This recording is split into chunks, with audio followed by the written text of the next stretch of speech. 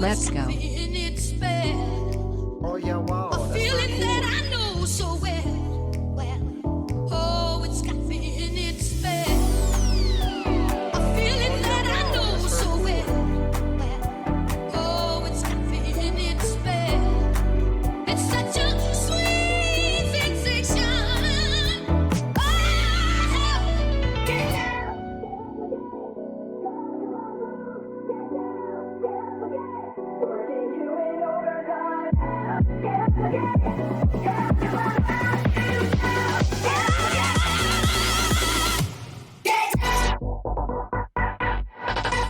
Get down!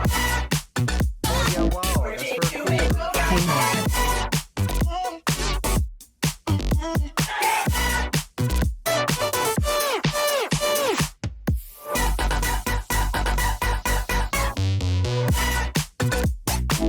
That's for cool.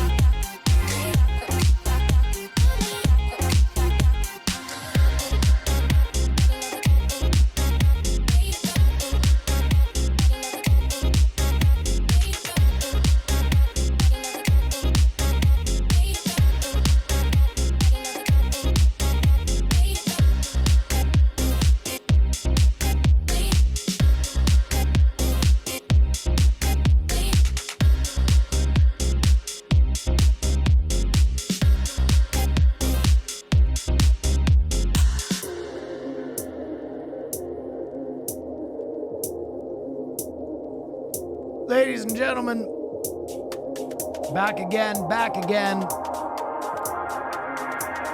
What a pleasure it is to be with you here tonight on a Monday. Hope everybody's having a wonderful evening. Let me just say I would love to wish you a very hearty hey now.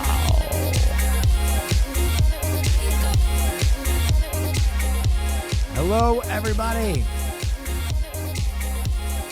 I'm back. Thanks for the hype train to kick things off. Brand new Monday. Bang. Thank you. Wow, that's very cool. 19 Hello. months of hay now and wouldn't have it any other way now. Thunderbird, thank you for the, oh my goodness, 19 months. That's a long time. Are you caught up on the Penguin? Yeah, Penguin fucking rules. Penguin's the best thing on TV right now. Penguin is really helping to soften the blow that are the Joker reviews. Goodness.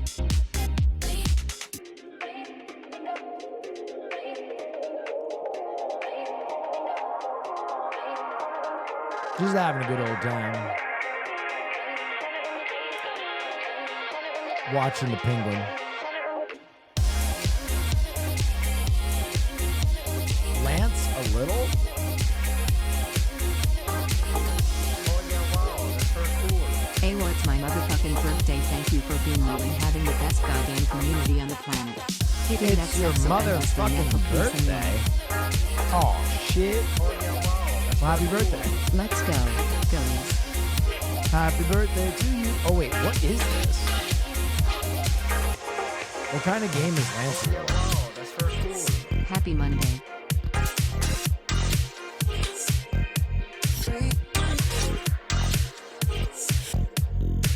The board game I sent you? I was actually going to play it this Sunday, but my friends didn't come over because I hadn't slept and I had a bunch to do, but I am planning on playing this with my friends. I'm actually very juiced about it. Very excited. Thank you again for sending it. I fully do plan on playing it though. I'm a board gamer, so I'm juiced on it. Thank you so much again.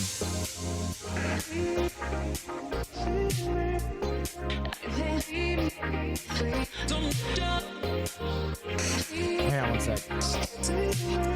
What's the score of the Chiefs? 6-7. Chiefs are so good. You should do a board game stream. You know, I tried.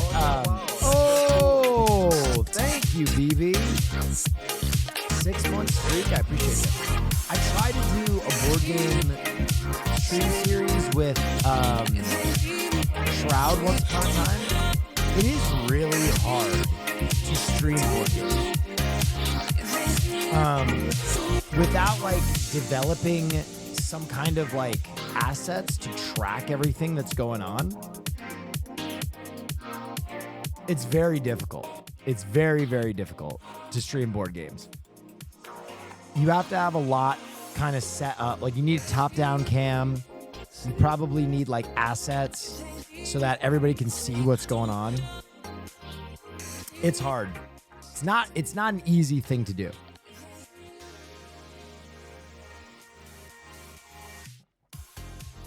Especially if it's a board game that people aren't familiar with.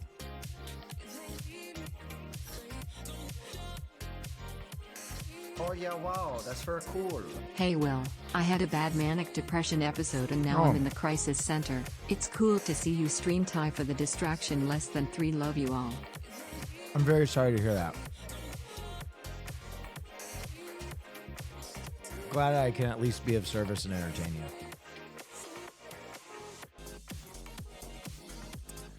May I suggest an alternative to a COD match?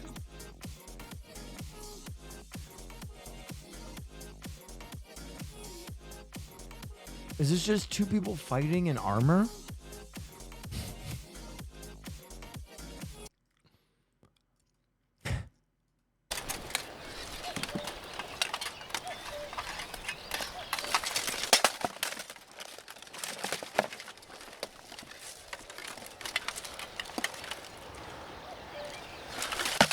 Saw Joker 2 and yeah, it's as bad as people said. That's such a bummer. Well, at least Penguin is great.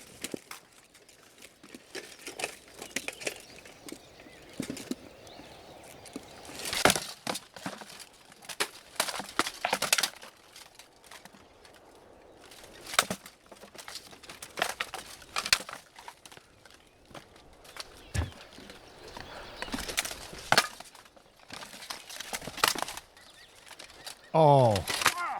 Oh.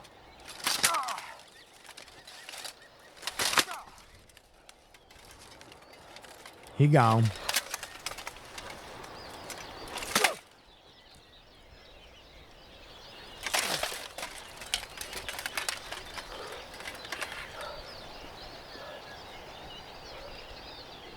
Yeah, I mean, we could do that instead of Call of Duty, I suppose. I don't know if Austin would be up for it. I mean, they were the ones that wanted to do Call of Duty. Let me remind everybody. I subbed to the Patreon just so I could see how that 1v1 convo card started. Dude, wasn't it hilarious? It was absolutely fucking hilarious.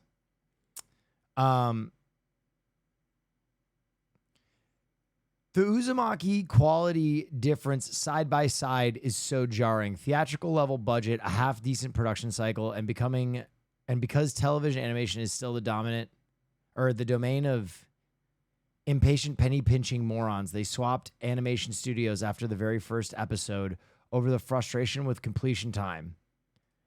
Oh wait, so after the first episode, it's animated by someone different? Wait, this is the second episode of Uzumaki? Stop right there! I can't run any further. Oh no. We waited like 5 years for a single episode. How many times is it gonna take to beat some sense into you?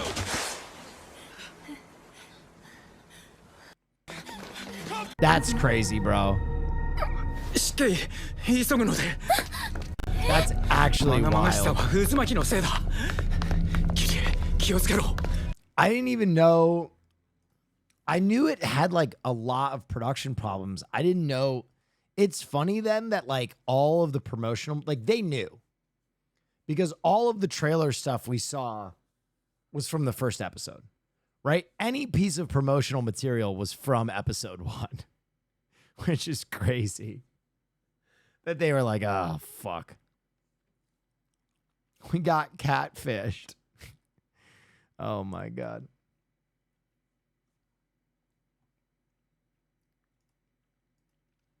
This is actually kind of nuts. They use a mix of CGI puppetry and animatronics. I think we might be okay with the DC project. Yeah, I've seen this studio stuff. I don't know. June?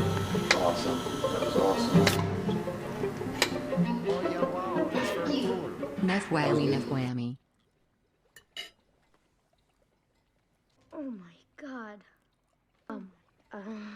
Oh my god. Thank you. Food that Mom has put in front of us, and stop the devil from doing. Get out of here. It's interesting. Satan. I definitely have some trepidation about it just because like I love the Robins and we haven't had them on screen for forever, and the first one we get is kind of that weird animation style. I hope it's good. I saw this. Joaquin Phoenix saying that the Joker was terrible. It's horrible. Haha. No, it's not. Don't say that. I do think it was. You think so? Certainly. Oh, why is that? Yes. Why? What are you talking The ending about? could have been different. No, I loved You it. did? Yikes. Todd, great film. Thank you. It's horrible. Yeah, so that comes from someone doing a lip reading, and basically it looks like right after the screening. I don't know about the rest of what's said, but it looks as though Joaquin Phoenix turned to Lady Gaga and went, "It's horrible," like that. I don't know. That's, you know, lip readings are, who knows what he could have said. But from what I hear, I am Dr. Chickens. Thank you for the raid. I hope you had a wonderful stream. Appreciate you. I am absolutely crying at this clip from what is apparently an actual drama about NYC firefighters and not a comedy series. Stop. Stop. Marcy.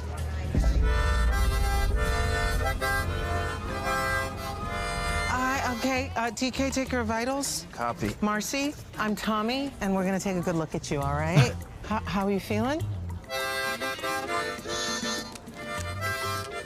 She says it hurts like hell. Well, yeah, I can see why. That's in there pretty good. She doesn't understand how she could get it in but not out. Well, that's urgent care 101. It's a lot easier to shove something in than it is to pull it out. The tissue in your cheeks is already starting to swell. TK, what are the numbers? O2 and BP are good, but her heart rate's pushing 120, Cap. All right, that must be because of the stress. It's okay, we're gonna pack you up and take you to the hospital. She wants to know if there's anything you can do here. We don't have insurance. We can't afford an... Why can this woman speak harmonica? What? Thing you can do here. We don't have insurance. We can't afford an ambulance or a hospital stay. Okay, Nancy, yeah, get me pliers and a lot of petroleum jelly. Copy. All right, Cap, she's all lubed up. All right, I need you Stop, to try dude. not to move. TK, make sure you hold her still. Yeah, Cap.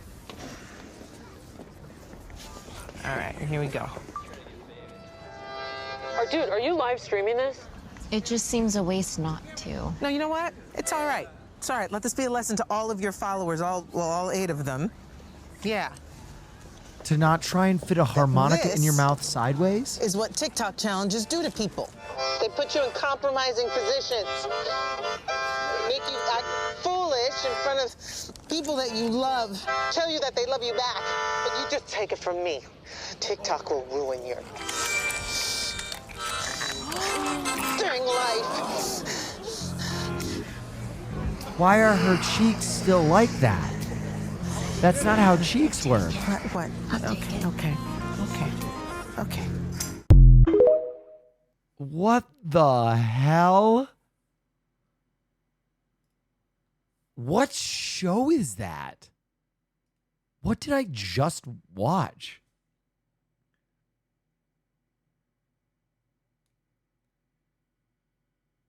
That was good. That was great. 911 Lone Star. Oh, God.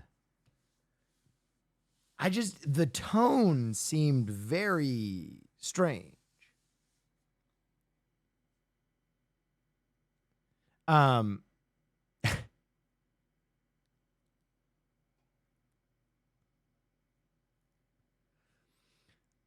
So Joker, you know what's interesting is I haven't watched Joker yet, kind of because I just I need it to be Schrodinger's Joker, in that in my head it still possibly exists as a decent film until I see it. And then once I see it, I know for sure whether it is good or bad. But from what I've been hearing, it all seems so strange. Oh yeah, wow. That's so Particularly, cool. I had Connor Eats Pants tell me the ending because I couldn't help myself. And the ending seems Oh so yeah, wow. That's very strange. cool. Hassle. Hustle. I don't know. Looks like a decent film. You'll easily point out some of the parts that are janky, but it's a solid 6.5 out of 10. Man, a 6.5 to be like, yeah, it's a solid film with the expectations that movie had. That's tough. That's tough. It's a 5 at best. It's not. It's horrible. Ooh. Well, Penguin is good. Penguin is great. We'll just watch more Penguin, folks. We're just going to keep watching Penguin. Oh, yeah, all right? wow, that's very Penguin. cool. Love It's your all streams, Penguin Will. all the time now. Oh, yeah, wow, that's very cool. I'm loving we'll have Penguin. you. Penguin is so good. Dude, so that's what I was kind of saying when the first Batman movie came out, The Batman, is that I didn't think the movie was like particularly amazing or anything like that. I'll be completely frank. I thought it was a decent film.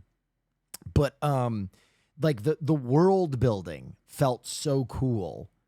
And I immediately said I'm looking forward to see the other projects that comes out. Now, I thought that would be sequels, right? I obviously thought that would be sequels. So the Penguin series was so unusual to me. And also I thought when they, you know, I did, thank you so much, Skill Addict. When I did promotional material for the movie, right? I did like a branded stream. And in that branded stream, they kind of made it very clear that there weren't going to be a lot of like later season big cameos from Batman characters, because they kept telling me like, don't mention Robert Pattinson's the Batman. He doesn't show up. Don't mention the Joker from the deleted scenes. He doesn't show up. So I was like, all right, well, this is going to be like a very contained series without a lot of, you know, additional world building. But the truth of the matter is, what's her name? Christine Melody and Colin Farrell are like, bro, they are in their bag right now. They are in their fucking bag right now. Colin Farrell as Oz Cobb and Sophia Falcone are acting their faces off. Every scene they are in, I am dialed. Like they just are so good on camera. Sophia Falcone's like kind of unglued cigarette girl with just the best clothes you've ever seen. And Oz Cobb as this like totally tortured, you know, deranged like father figure. He's so deranged and so fucked up, but there's like this sweetness that's very in cool. him, this kindness. It's really good. It's really good. Thank you so much for the 35 months, Crows. Can we talk about the foot? Yeah, I mean, the makeup in this show is wild. If you haven't been watching The Penguin yet, I think it's the best thing on TV right now. And it's just been a joy to watch. Well, have you seen Transformers 1? Not yet. That'll probably be a plain movie for me. Makeup was top notch. Makeup is very good. Makeup is very, very good. Oh, yeah, wow. What's it that's on? very It's cool. on Max. I think the only character that we will get this season, aside from the Hangman and the Penguin as like a major comic book villain, I think we're going to get Hugo Strange. That is my assumption. I think the Bliss drug being used in Arkham and then them putting it on the street, I think that has to be a Hugo Strange lead-in, especially with like the psychotherapy and the hypnosis therapy that Sophia Falcone received. I think that's got to be Hugo Strange lead-in. Please never cut your hair. I'll do my best. I also watched Dan to Dan. That's very cool. Go ahead. Just got back from Look Back on. It was everything I could have hoped for. What'd you get back from Look Back? I didn't hear that. Dan to Dan is really good. The animation in Dan to Dan is so impressive. Oh, yeah, wow. It that's is very cool. so fucking impressive. I cannot even tell you. I watched that first episode, and I was like, good God in heaven, this is beautiful. It's a little pervy for my taste, but a lot of good anime is.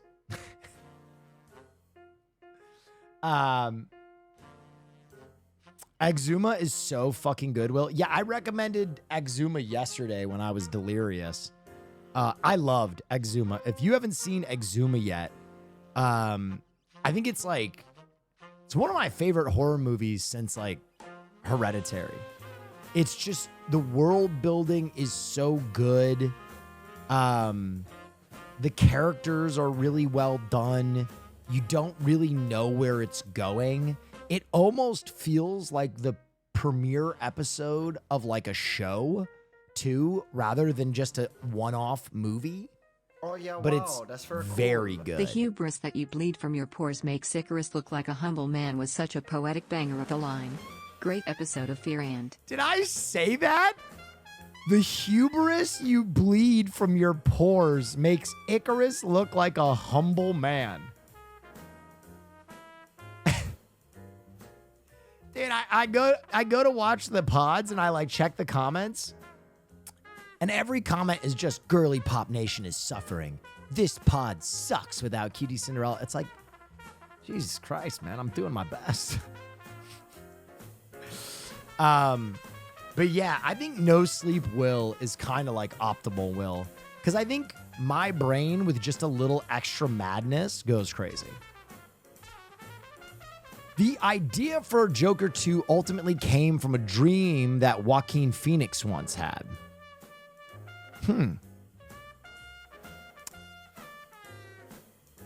Interesting. Todd Phillips says James Gunn had zero input on Joker 2. Warner Brothers wanted him to continue to do his thing. The film also reportedly had no test screenings. It's now one of the lowest rated CMB sequels ever by critics and fans. Oof. Yikes. Can't wait to go watch it. I might go watch it tomorrow. I might just go do a matinee and get a bomb dropped on my head.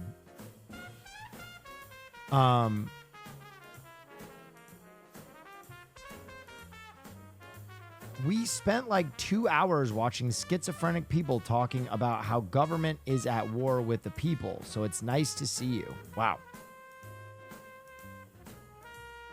What, would you just look at Twitter for 2 hours?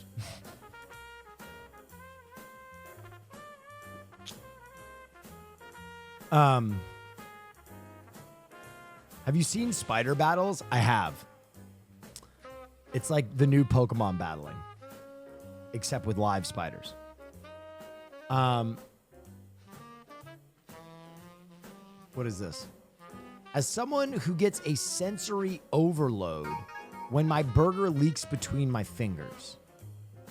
Oh, what in the dirty girl am I looking at? Is this a self-contained burger? Less mess burger. It feels like a crime for a burger to look like this, but that's exactly what this new place is popular for. They're the first ones to make these, and they're calling it UFO burgers. Their shape is to make them less messy to eat, and as someone who gets sensory... Okay. This bitch is so fraudulent. This bitch is so fraudulent. As someone who gets sensory overload... Oh, you get sensory overload, do you? Then why are you fucking dipping the entire side of the burger in sauce? That's a crazy amount of sauce. She's here claiming neurodivergence, that she can't eat a regular burger because she lives in terror of juices coming out the side, and she's doing a Homer Simpson dip? Lady, what are you saying to me right now? Someone who gets sensory overload. When my burger leaks between my fingers, I get it. Uncrustables got it a long time ago, and we're catching up now. Ironically, this added a nice crust to the burger. They have a few different ones. This is their signature, and they also have a Swiss I mean, the burger looks good. burger packed with some juicy mushrooms. And my favorite, But you don't need to like sell me on it. It just looks a it's just grilled a good chicken. looking They burger. season the chicken tenders so well, and they're pretty hefty with a good amount of sauce. And because I love sauce, I She's from New York. Run that back. Listen to that again. with a good amount of sauce. And Sauce. She's from New York. Because I love sauce, I also got some to dip in. This is ranch and then their house sauce. For sides, they're known for having really good fries. This is their bacon Oh my God, that's a lot of bacon. Someone call Joe. bomb. It feels like a crime for a Sauce? burger to look like this, but that's Oh my God, the sauce. Mother of God, it's sauce.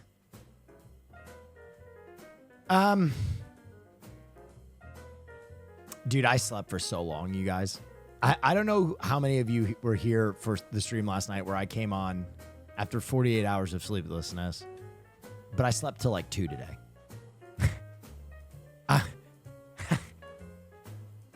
Oh yeah, wow, that's very I woke up to a With flurry Joker of 2 text being a messages and musical, calls. what is the ideal musical for film class? I am going to keep it a buck. I don't really like all that many musicals. With Peace and Love. Peace and Love. They're just not my bag. I love me some Rocky Horror Picture Show. And I love like some of like the silver screen era musicals. I really do. But I think that my problem with Peace and Love is that a lot of films that are musicals, the music sucks. And so I can't get into it. I think when I am watching a movie where there's like a 5-minute period of time where I'm listening to something and I'm kind of like,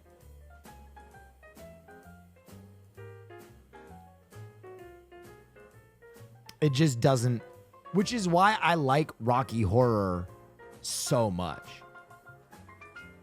I think Rocky Horror's music is so good.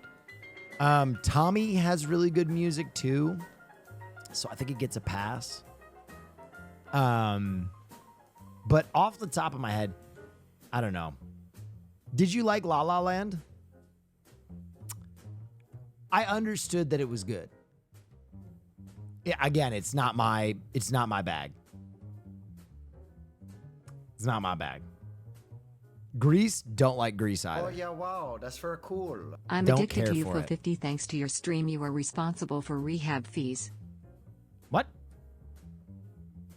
I'm addicted to UFO 50? Dude, I've been playing that. Oh, that is another really good one that I will give a pass to is Moulin Rouge. But Moulin Rouge did something very smart. They basically picked songs that they knew were already really good, and they just like spliced them together, and they fucking rule.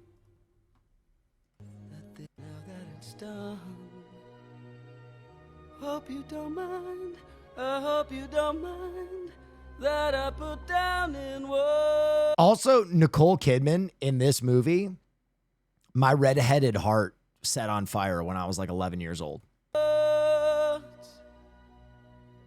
How wonderful life is. Now you're in the world. Sat on the roof and I kicked off the Also, the sets in this movie are ludicrous. The sets in Moulin Rouge are like sets and costuming in that movie. Anyway, like I am someone who's big enough to admit that there are really good musicals out there and you can appreciate them. But I'm also small enough to admit that they don't really ever scratch an itch for me. Thoughts on Jesus Christ Superstar and Across the Universe? Across the Universe, I really didn't like. I hated Across the Universe. And I think part of it was I don't think any Minnesota has song beautiful in rivers that and lakes. It movie also has is a as better good as team the than New original York Beatles Jets. song. But know who has the best fan base on Twitch? Will Neff. Sub you. to Will Neff. Oh yeah, wow, that's very And what was Been the in other too one? many.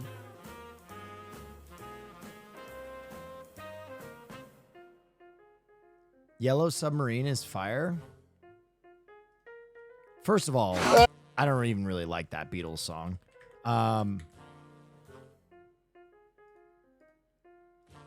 One of their weaker songs in my opinion, but let's listen to the Across the Universe version.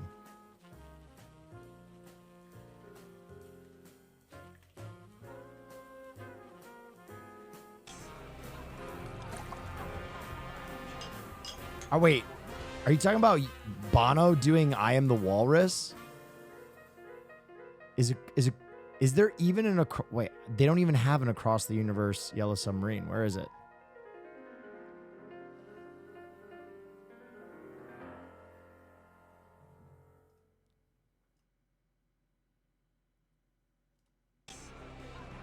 Like, I don't know. This just doesn't... Waiting for the van to come. The Eggman. I am the walrus. Google, could you, Mr. City Policeman sitting pretty? The movie Yellow Submarine? Oh, yeah. I mean...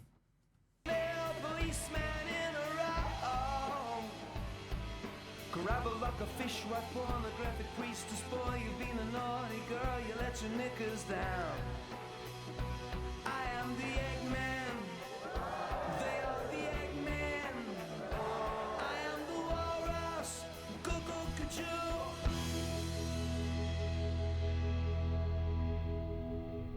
Sitting in an English garden. Yeah, I just don't know if I get it. I like it, but I don't love it.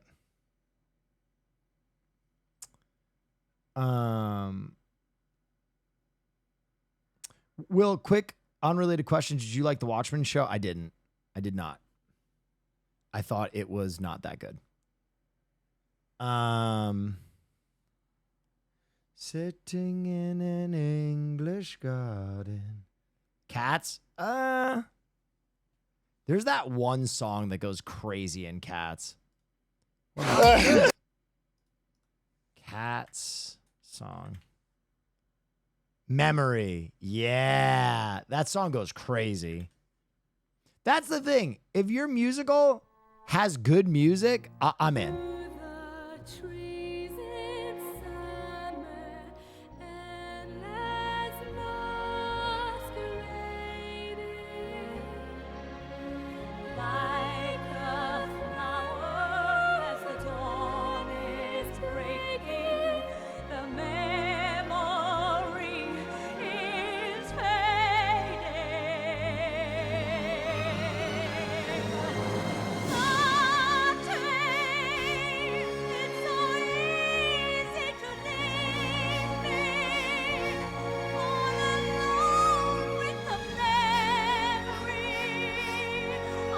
Garbage? No, this song goes crazy. I don't know about the rest of the show, but Memory goes nuts. Another really good, like, musical song is... Oh, yeah, wow, that's very cool. Bro, I'm quizipping hard right now. Still Hurting from... Thank you, Will. Also, how did you feel about Les Mis? That's okay.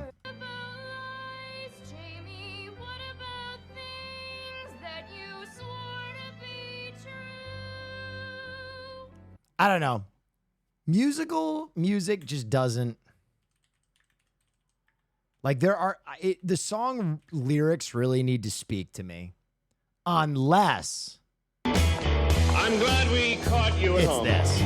Because the music in this goes fucking nuts. Babies, how about that? Well, babies, don't you panic. By the light of the night, it'll all seem alright. I'll get you a satanic mechanic. I'm just a sweet transvestite from transsexual Transylvania. Like, this is so my shit. Do I like Rent? Rent's okay. I mean, like, I feel like now you guys are doing the chat thing where I flatly told you I don't like musicals, and so you'll name every single musical ever made in the hopes that I will be like, ah. And then it gets like really defeatist. And I don't want to be negative. I don't want to sound like a negative person. I just am not big on musicals. Truly. Fully. Totally. Oh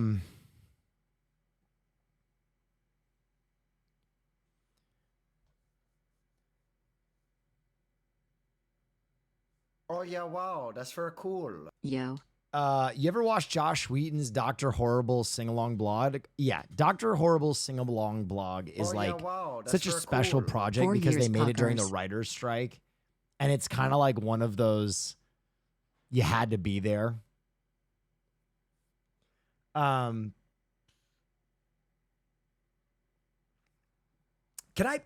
be honest. I'll be real.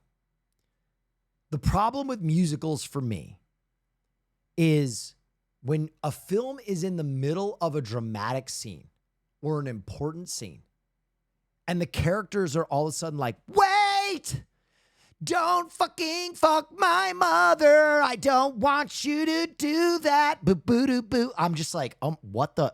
I'm out of it. I'm just completely out of it. Like immediately, any emotional investment that I had in that scene is just like, and so I think like Rocky Horror works for me because it's just silly and fun. And at no point am I like, oh, this is actually supposed to be a scary movie. It's just supposed to be like good, funny smut. But anytime it's like, oh, this is a dramatic story. They're going to burst into song. I'm like, shut the, what? No. It ain't going to hit for me. That's just my take. Do you think that's why animated musicals work for better general audiences? Because the tonal shift going from speaking animals to singing animals is not as large? Yes. Yeah. Also, kids just love music. Children just love music. Favorite Adam Sandler movie?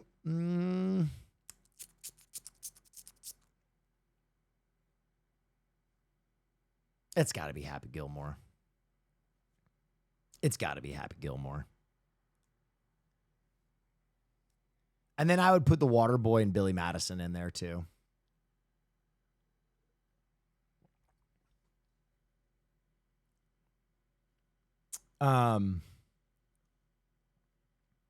Uncut Gems? Uncut Gems? Yeah, I mean, I wouldn't say that's a Adam Sandler movie. Like every other movie I listed, he wrote and like, you know, helped produce. It's like a Happy Madison production.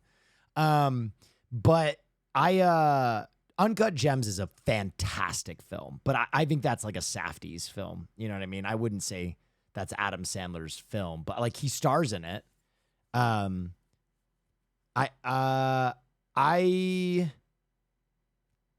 For me, I think Happy Gilmore is like such an iconic comedy, and it so perfectly defines a generation of films that I loved, that it's hard for me not to say that that is like the best Adam Sandler project or like film he starred in. But again, I'm from a comedy world.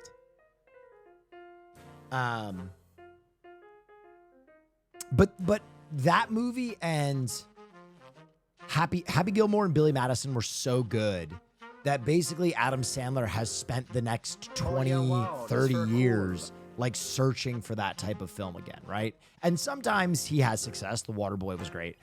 But like most of the time, it's hard to go back to that irreverent 90s tone successfully. Click is actually his best movie.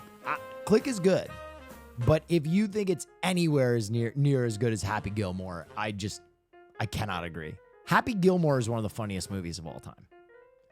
Bro, him standing in that batting cage, just taking fucking laser beam pitches to the forehead, and then the one kid gets in and gets just killed. Like in the background of a scene, a child just dies. That is so funny to me. Takes a 90-mile-per-hour fastball to the eyeball. That shit is so funny. Well, we're waiting. Wow, that's very cool. I eat pieces of shit like you for breakfast. That's actually Caddyshack, isn't it? Emma Stone. is rumored to have shaved her head for her 5th collaboration with Yorgos. She deserves Greek citizenship at this point. Oh man, Yorgos at it again. God, I just sound like the most negative piece of shit tonight. Because you guys are like, what about musicals? What about Yorgos? It's literally like my short list of things where I'm like, with peace and love. Hey, mister, you gotta wear a helmet. Don't worry about it.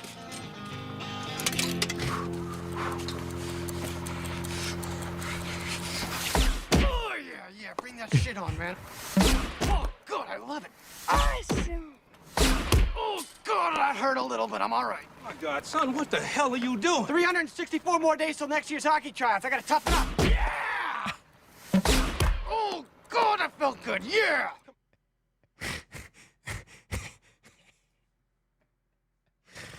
How could you not love that?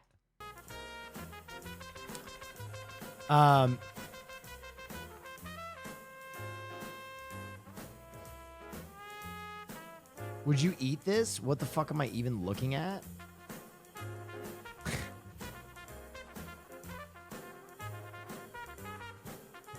Is that a chicken fried? Is that a steak? What? That's chicken fried steak on a bun, isn't it?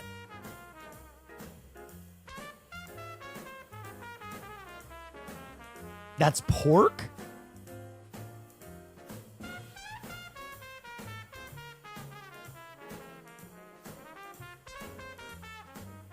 Pork tendy sandwich. I'm going to be honest. The New Yorker in me is like, put that in a hoagie roll and you're in business, baby. Put that in a long boy hoagie roll.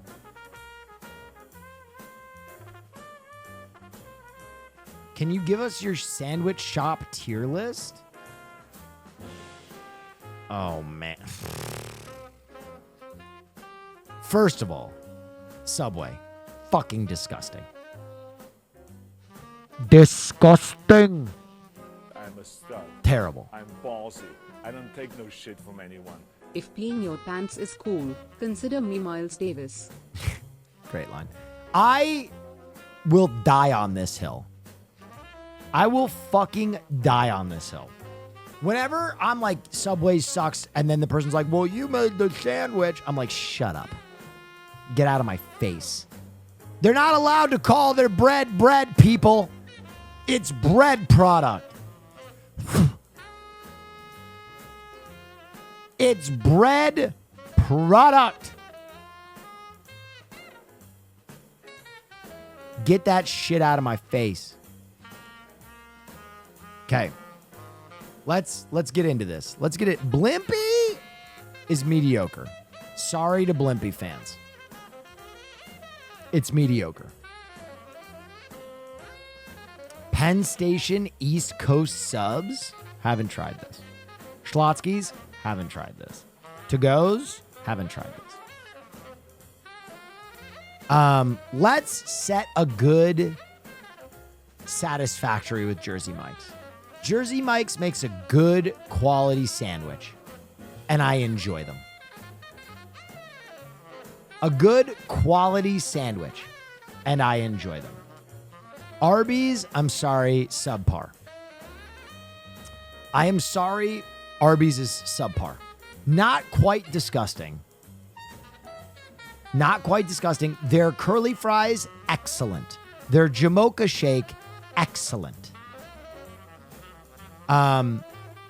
Potbelly, I'm also going to put in the satisfactory, but higher than Jersey Mike's. That is a borderline phenomenal for me.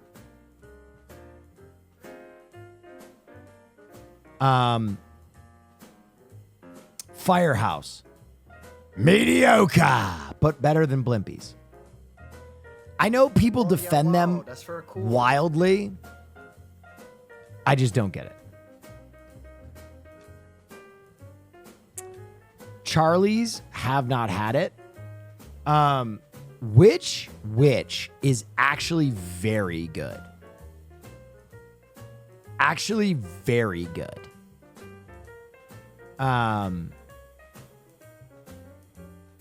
Let's just do this and piss everybody off. Fuck you all.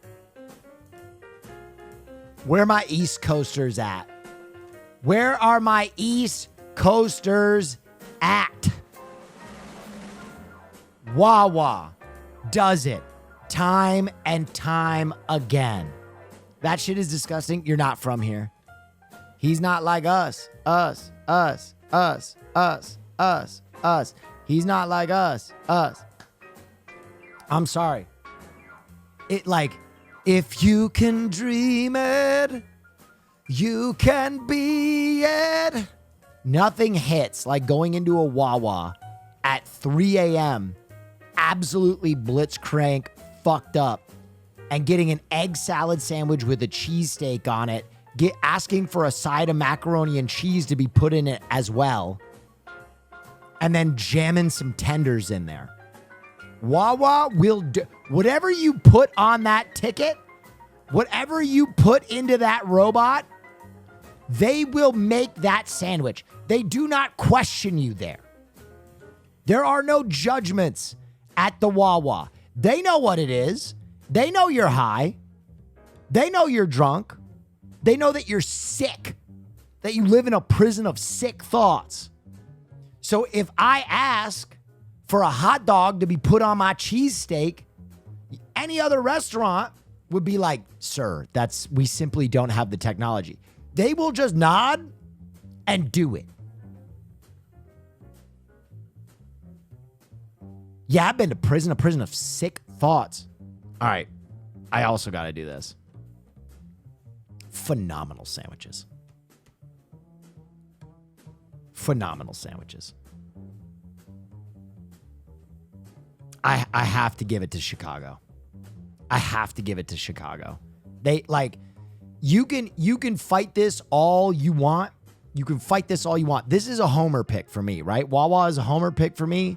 I grew up in New York and New Jersey. Wawa is just, it's my shit, right? But Chicago, if you doubt their meat and sandwich ability, nah, dog. That's fucked up. It's just like, it's like saying that your buddy in Minnesota makes a better taco than you can get in Juarez. You know what I mean? It's just crazy. They are the mecca for meats and sandwich products. And they do it.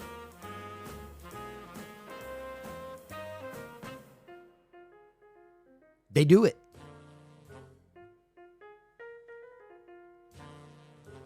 And in 2024? What do you mean? What the fuck? You think sandwich technology has changed? You think they got AI making sandwiches? Nah, you need greasy, fucking overweight. They have to be Italian or they have to be Polish. That's who's making the best sandwiches right now. Give me a Polish guy or an Irish guy, or even give me a good Jewish guy who's about 100 pounds overweight, and they will flip that sandwich up like you've never had. They run game on sandwiches, right? It just is what it is. It just is what it is. I would trust the average 200-pound man, 200-pound overweight man in Chicago to make or recommend a better sandwich than like Wolfgang Puck. It just is what it is. You know what I mean? If I just went up and there was like a 360-pound guy in Chicago and I was like, hey, do you know where I can get a good sandwich? He'd be like, oh, absolutely. You know what I mean? Like, that guy knows. Wolfgang Puck would be like, would you like some kind of lettuce wrap? No. Get out of my face. Okay. McAllister's, I'm going to put that mediocre. Panera is now subpar. Panera is now subpar. I would actually put that here, though. Panera is now subpar. When it first came out, it was good. Panera is now trash. I've never had a Jason's. I've never had a Capote. And I'm going to do something crazy. Quiznos goes nuts. We quit our jobs. I mean, there's like 3 of them left in the United States. There's like 3 of them left in the United States. But they're delicious.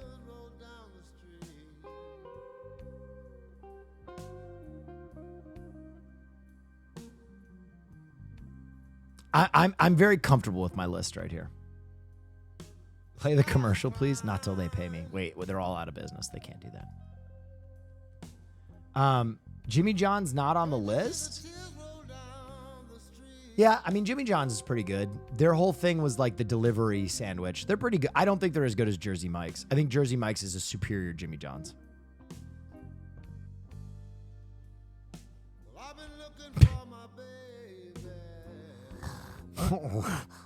Take some water and then put some sugar in it. Oh, you want me to put my hands on my head like this? Oh, I'm gonna buy Twitter and then I'm gonna name it something that everybody fucking hates. Oh, free speech dies if we don't protect Nazis on the platform. More.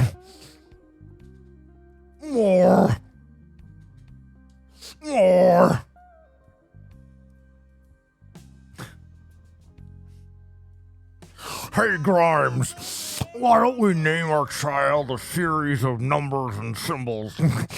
And put some sugar in the water.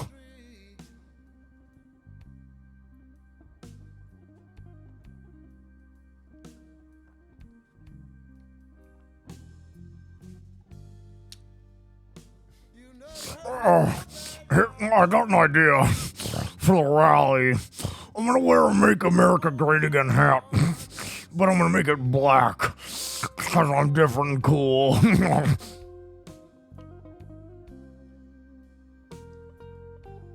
I'm sorry. No politics here.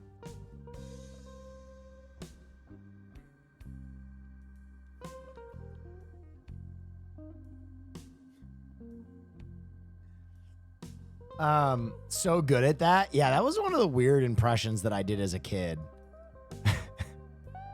When I was like 12 years old, to my friends, I would be like, put some sugar in the water. Who should play DCU's Wonder Woman? Not Gal Gadot. Not Gal Gadot. Nope. Hell no.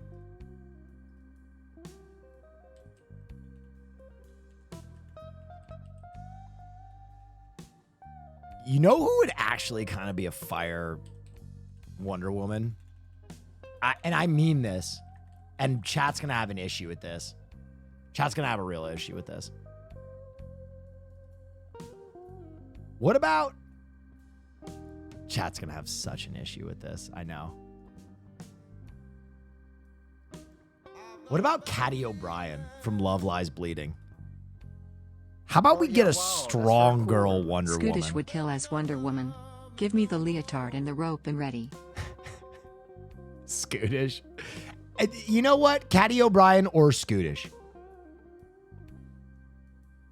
I fuck with this, honestly. Okay, I'm actually so happy that chat likes this casting because there are 2 things about her that I love as Wonder Woman. First, like, Wonder Woman has to be like tall, dark, and beautiful, right? And she definitely has that.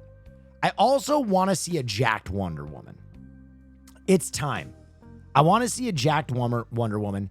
And the other thing about Caddy O'Brien that Gal Gadot definitely didn't have is she can fucking act. Like, Caddy O'Brien was tremendous in Love Lies Bleeding. Even though the film wasn't perfect. But like, she can act. Like, she's not just like a Marvel actress. She's like an actress. I think she could pull as Wonder Woman. I know her hair is all wrong here, but do her makeup like this and have those big flowing locks. Yes. Also, I kind of like that Wonder Woman has some lesbian energy. Am I wrong? Am I like Wonder Woman's gotta? I think there was always a subtext there that they were fucking each other on Themyscira, right? There was always some subtext there. Like she's into Superman, but you know she's scissored down a few times, even though lesbians don't do that. That's a joke. She. Oh yeah, wow, that's very cool. Perhaps. Scissoring is like a myth that straights have about lesbians, but she was definitely doing some body exploration in Themyscira.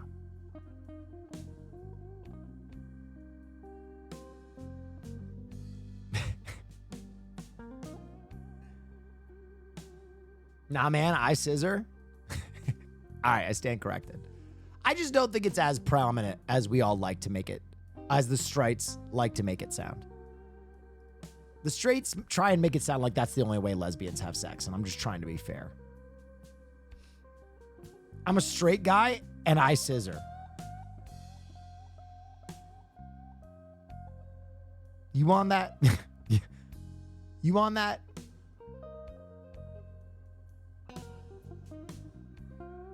Kama Sutra grind? What's up, brother? That's crazy. You can't get any momentum or speed from that angle. I need some leverage.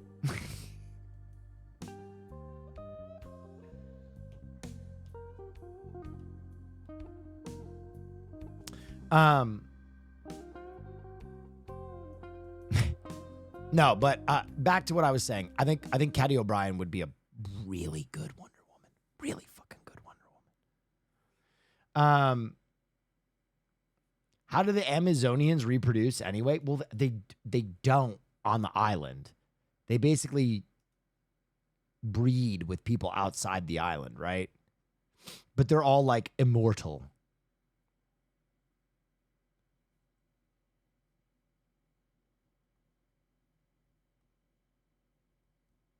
They steal dudes. Oh. Ladies and gentlemen, also one more time, this is me asking you with peace and love. If you haven't gone and watched Bodyhead yet, please do. Bodyhead has been getting a lot of really cool attention. On Adult Swim. Bodyhead. We're almost to 50,000 views in like 3 days. Here's the link. If you haven't left a nice comment or watched it yet, go do that. Life finds a way. All right, do you guys want to talk about anything else before I get into the news? The news is a long process. How about lean beef patty as Superwoman? Visually, lean beef patty would be tremendous. My one thing though is like, I don't know if lean beef patty can act. So like, I really want a good actress as Wonder Woman because we had a cardboard cutout as the last Wonder Woman, essentially. Aaron Rodgers, no space. This is true. I don't know what you're saying. Yeah, Aaron Rodgers got the absolute shit kicked out of him. Yeah, we saw the difference between the first episode of Uzumaki and the second one.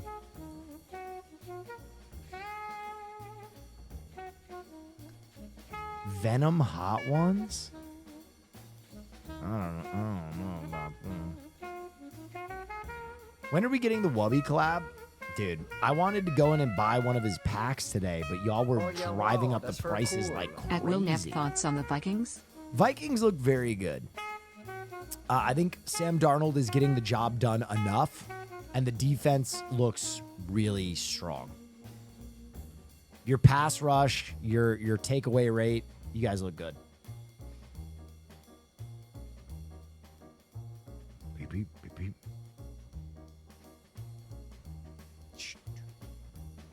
Daddy's Head? What movie is Daddy's Head? You need to say goodbye. Stop talking Isaac about had- bad teams. Talk about the Commanders. Yeah, the Commanders got themselves a very attractive next 10 years. The Commanders look like they're going to be good for the next decade because of a great pick. That's new. Did he just punch his mother in the face? Oh my God. Yo, that kid's got a mean right hook.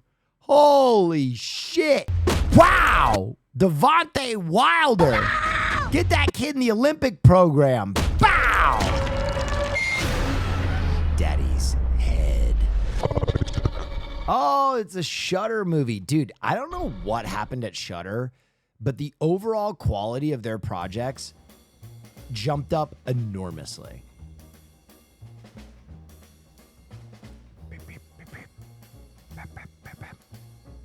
Oh, yeah, Thoughts wow, on that's how very cool. people... Thoughts on how people think the timer reached 0 before the Falcons spiked in the game on Thursday? Do you have a clip of it?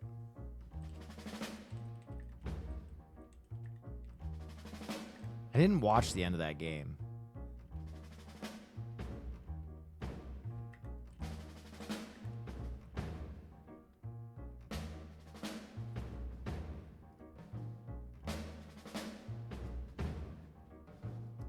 I don't know. Now, a lot of those calls, I think the calls that they have a chance to review are usually pretty good with them being able to throw it to New York. But I'll be honest, like, Oh, yeah, there wow, were that's some very crazy cool. pass interference calls against the Jets in London. That was really tough. So, I don't know. I feel like the officiating has been better than last year, but still kind of...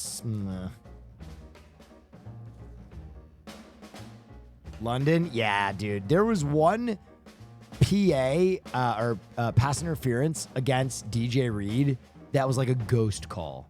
It was like crazy. Like I don't even know if he touched Justin Jefferson in the entire play. Oh, Buck yeah, Shank, wow, 38. that's very Thank you. cool. Wubby's Space Night. Sir. But even though we had never before met, I always considered you as a father to me.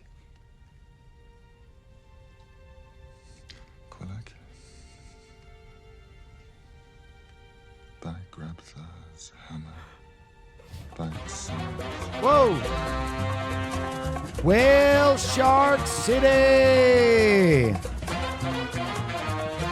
Thank you for the 5. Thank you. Appreciate you. You shall be avenged.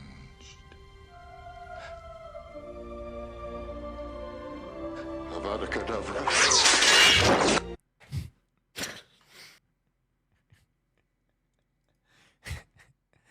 Avada Kedavra. Oh, yeah, wow, that's very cool. Pod Lover streams Lord well. Sal, thank you.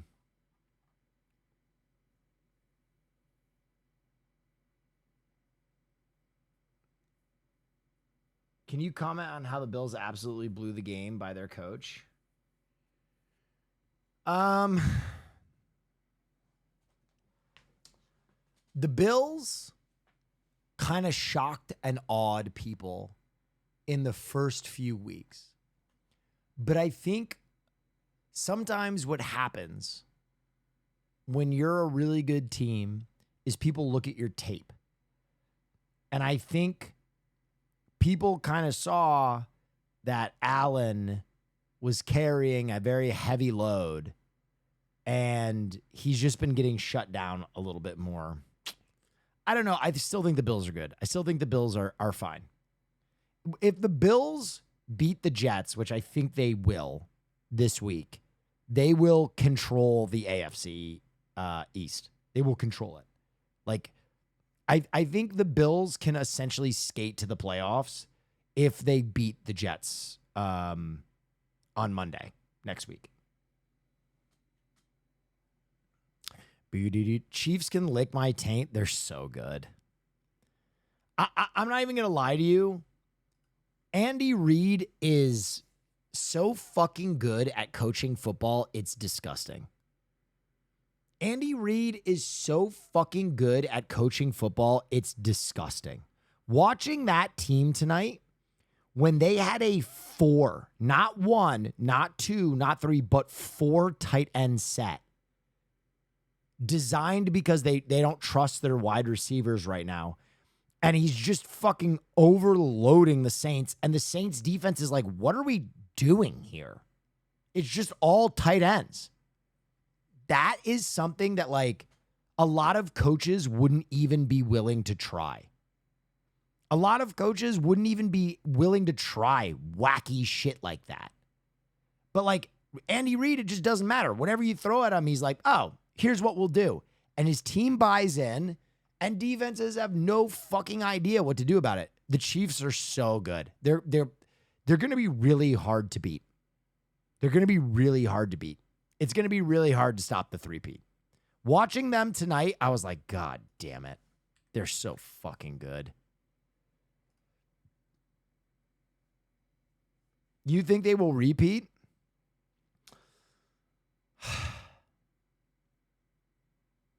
There's going to be a lot of wide receivers up at the trade deadline. And if all of a sudden you add, you know, a D-Hop or an Amari Cooper or someone like that to that team, Jesus Christ. Cutie Cinderella, hello. Is baseball still on Thursday? If so, what time? I don't know. What is the Dodgers series at?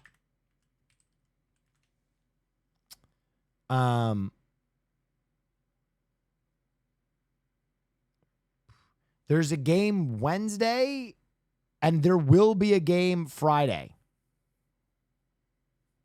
at the Dodgers, right?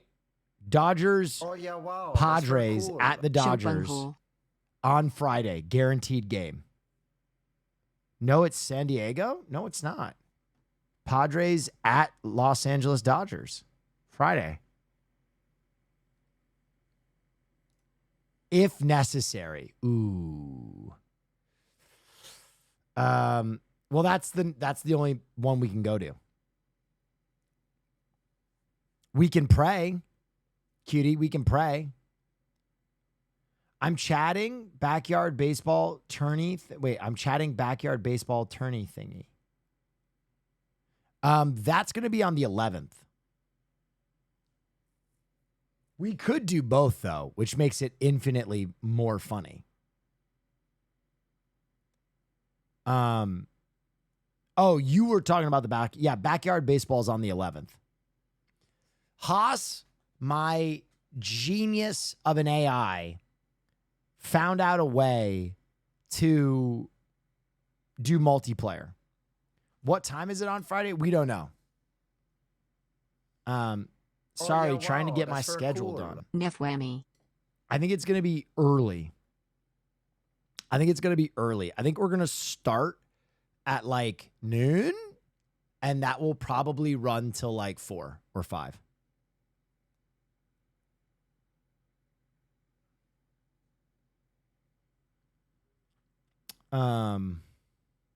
But it should be a lot of fun. Most positive streamer on Twitch, Will Neff? I don't know about that.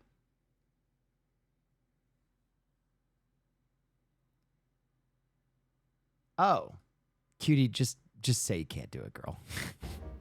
It's fine. I will get 10 people. With peace and love, you are absolved.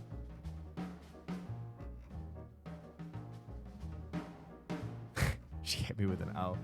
Dude, it's all right.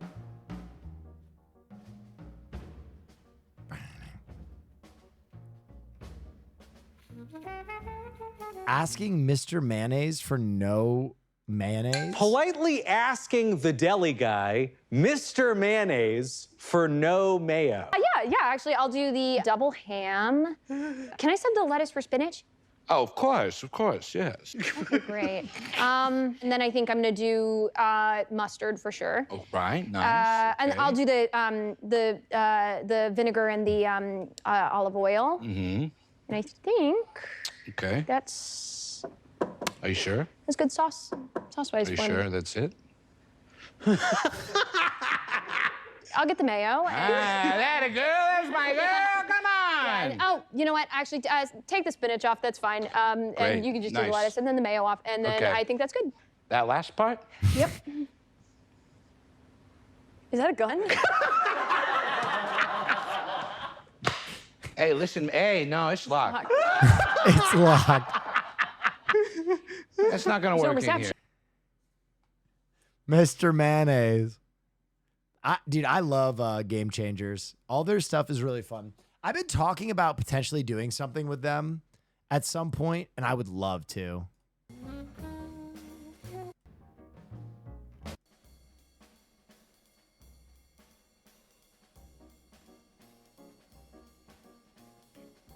Al Pacino says there is no afterlife after going through a COVID near-death experience that left him with no pulse. I didn't see a white light or anything. There's nothing there. No more. You're gone. She's got a great ass. Damn, Al Pacino. Fuck, man. I'm going to live on in the cloud, Al.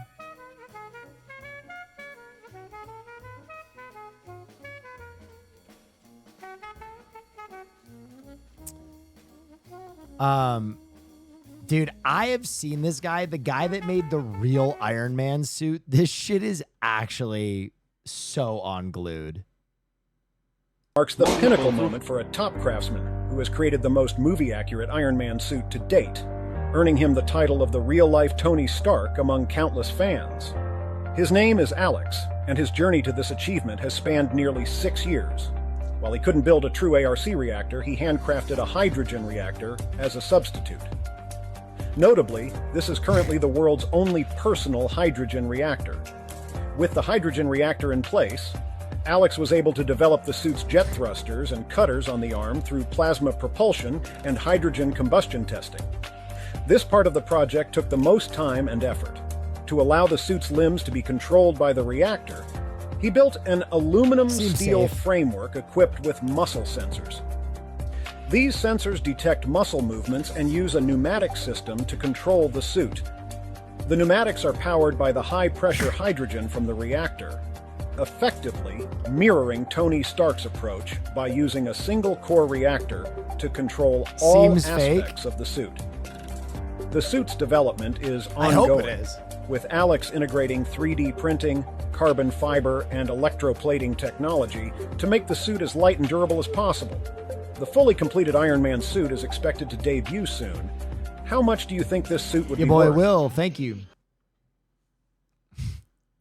I mean, the Atomic Boy Scout made a fucking nuclear reactor in the trunk of his car. You know what I mean? It's possible.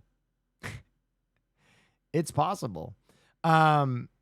Speaking of which, I bought my Homelander Mandalorian crossover outfit, and I'm really excited to see how it turns out. Yippee, Carolyn's BF is streaming.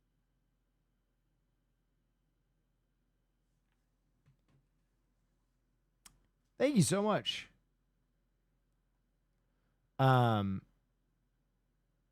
Did you buy the Gundam? Not yet. I'm gonna watch Caroline Kwan do it. She's great. Did you guys snap up the mech suits? I want to. I think I'm just gonna have Marsh buy them on the corporate account.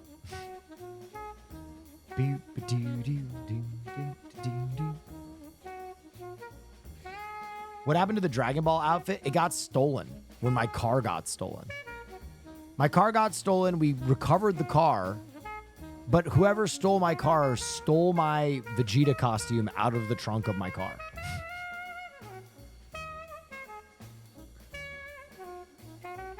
Will, have you seen Blink Twice? Yeah, it was not very good.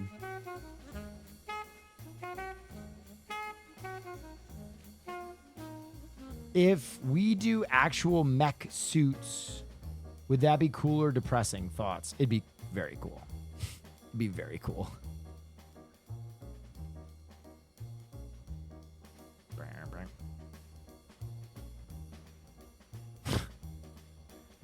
There's absolutely no masturbating while on the clock. All employees must clock out or masturbate on their own time. Thank God the sign is there. I would have forgot.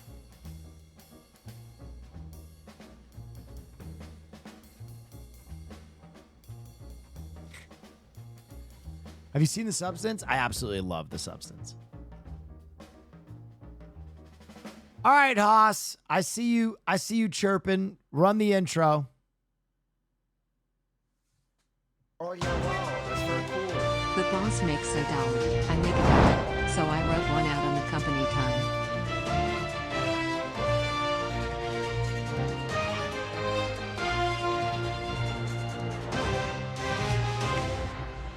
These days, everyone wants to be an anchorman and do the news, but everyone else is a fake and a phony.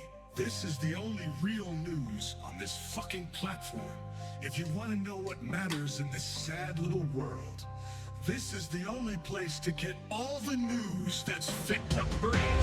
Brought to you by the Badass Boss, hosted by the one and only, your mother-fucking favorite anchor, Real Neff. Thank you. Thanks, everybody.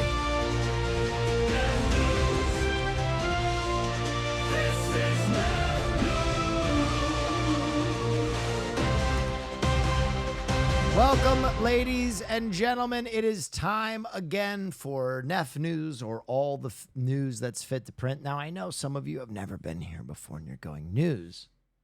Well, that doesn't sound fun, and you're right. Real news sucks. So we don't do real news here. It's all just very stupid stuff.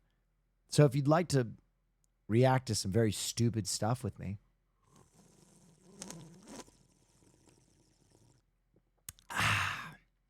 then please. We need a Haas emote. I think there's a global one for Haas. It's Mr. Destructoid. Yeah, let's get a Haas emote. Oh, yeah, all right, wow, first that's story, very cool. Nibby the Beaver is a revered Have you seen rodent. the new Nibby, what are you Netflix doing, movie, baby It's What's girl? Inside? What? Have you seen the Netflix movie What's Inside? I haven't. I've never even heard of it. What is it?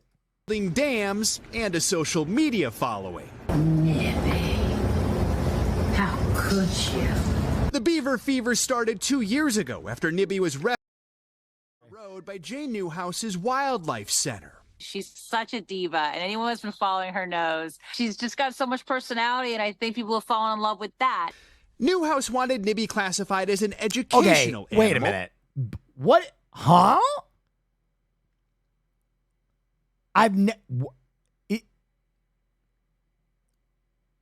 Why is this beaver posing?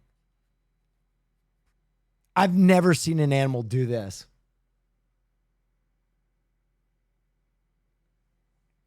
It literally looks like a high school yearbook. You know what I mean? Like superlative photo.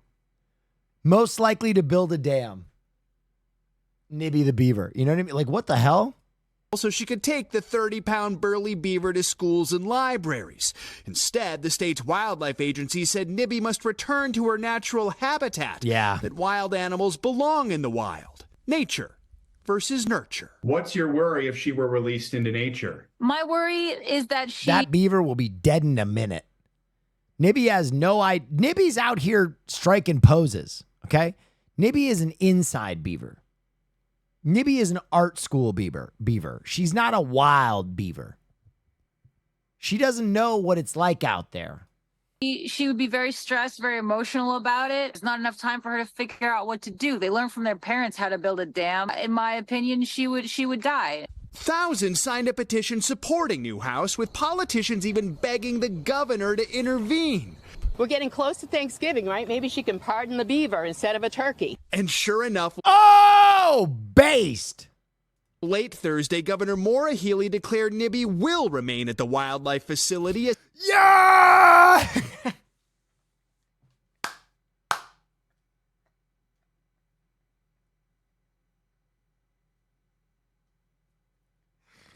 We did it! Now that is your government working efficiently, folks. It's an educational beaver. Oh my God. An announcement made during our interview. How does that feel to hear this my news God, hot off the presses? Well, you guys are the ones telling me. I can't. Oh my God. Oh my God, that's amazing. This is like an incredible moment in my life, an incredible moment in her life, though she doesn't care right now because she's just eating apples and strawberries. But if she knew, it would matter. A beaver reliever. Okay, that beaver is fucking cute. Nibby, do you have any reaction? Nibby says, bring more pistachios.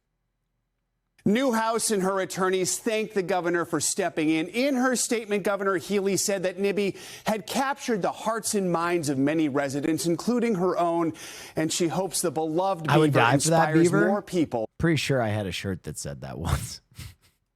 To protect our natural world. Now that, guys, is a Friday. I got it on the boardwalk in the Jersey Shore. Friday Morning Boost. Hey, thanks for watching. Don't miss the Today Show. Wow, Nibby the beaver, folks, saved.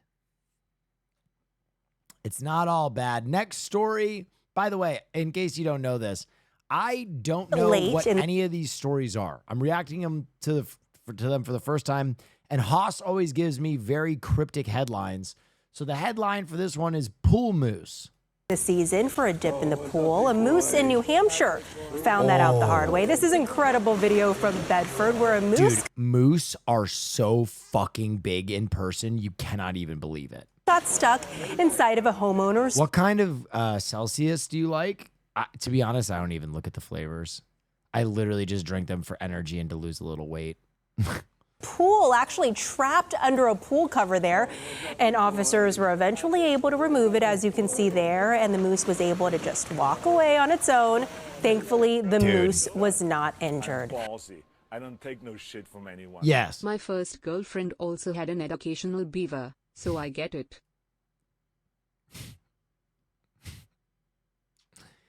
Fuck. Moodang Mania spreads. Okay, here we go. All The Moodang Mania Moodangers. is still spreading and sparking a small business boom. The baby pygmy hippo Wait, born in July. hold on. I might be back in on Moodang. Did she make that noise? The baby Is that the noise that Moodang makes? business boom. The baby Okay, I'm back in. Wow, that's very cool. I'm back in because that noise was adorable. business boom. The baby What? Baby pygmy hippo born in July at Thailand's Khao Kiew Open Zoo became an internet sensation as millions of fans on social media followed her clumsily charming adventures. But now, Moodang's also become a surprise catalyst for local entrepreneurs to Holy make some shit. big bucks. This Bangkok cake What is that? shop's hippo-shaped delights are a hit. Owner Chalit Kunsat Those are cakes? said they've had more than 100 pre-orders and a surge in overall orders. That's after posting the hippo-shaped cake on social media. It went viral. Okay, the cake looks cuter there. Ever since we started making the Moodang cake, we haven't gotten any sleep because we've been sculpting cakes every day until morning, but it's also made us hundreds of thousands of baht in just 10 days. That's more than $3,000, a lot for cake in Thailand. The country's blind box art toys market has also found an unlikely hero in Moodang, which means bouncing pig in Thai. Blind box art toys, which are random collectibles sold hidden in a box, have become trendy. Local artist Warachai Matakit decided to capitalize on both trends. The frenzy is a short window of profit in any SME's business. It's a benefit, and if you want to grab that window of benefit, you have to act fast and harness your creativity. Since launching his 3D printed hippo-shaped art toy on social media, he's had over 1,000 pre-orders, bringing an income of around $4,700 within 1 week. Nice. Moodang. Percolating business. Well, can't hate that. Next story, bears. We got bears up to no good again.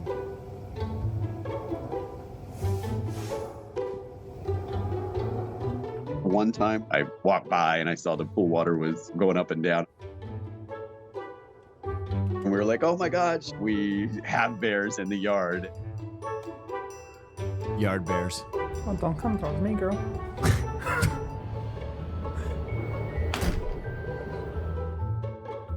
When we were still in the process of buying, the realtor did tell us that there is a lot of bear activity. But we didn't realize how much bear activity we'd have until we actually moved in. Those look like We're the friendly first bears. house from the national forest. So we're the first house that they would visit on their way down. We learned what we should be doing and what we shouldn't be doing. Hey, get out of there. We always keep the doors closed and the windows closed. It's been a couple of months now that they'll come You're by. one of my favorite streamers. Thank you. Never stop being so amazing. Oh, what a nice thing to say. Okay, this bear is straight lounging. It's cute. We've gotten one bear that just comes and takes naps inside the pool. The other bears definitely like to play and bat at the different floaties. And then they hop out of the pool and go on back to the forest or down the street. We love seeing them. Normalize So every time owning they come bears in the United States. around, we start recording them. But Maddie Bear, she's our most frequent visitor. She was very comfortable and curious. What you doing, Boo? I remember one time when she came around with the cub. Oh! We were like, oh my God, she must have been pregnant. Yo, imagine getting And- all your fucking pool toys popped by a baby bear. And, oh my gosh, they were so tiny and just adorable. She's on full-time daycare as being a single mom. I've earned this. Maddie likes to swim. She'll go to the other end and back and soaks herself down.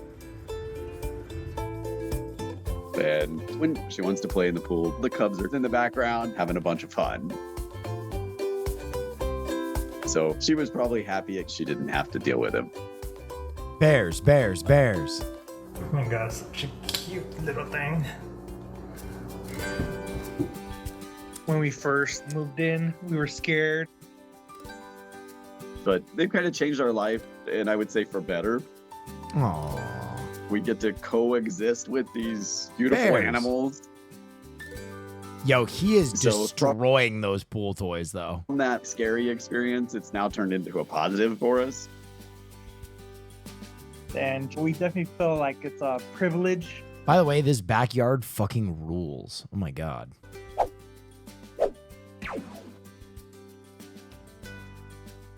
Okay, that was good bear propaganda right there.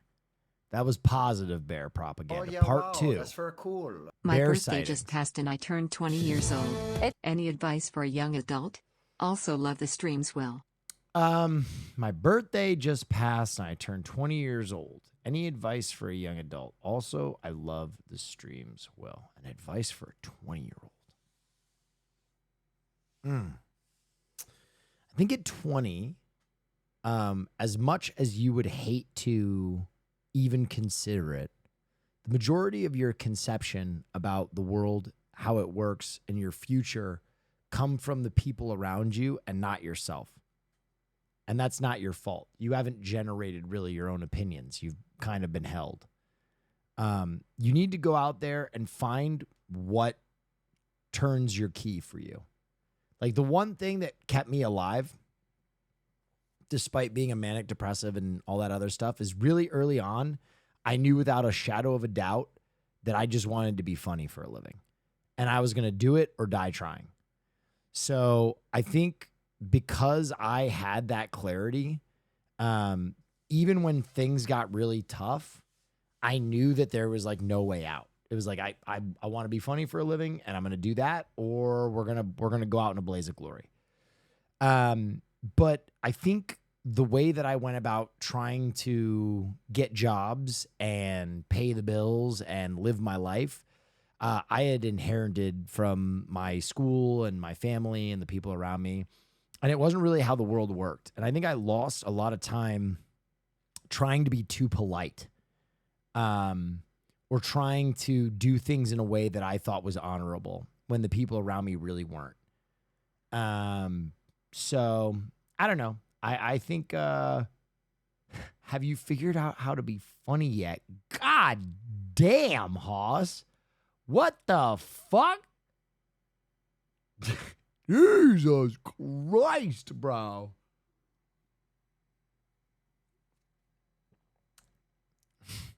You know what? That was it. That was the coffin nail. I quit.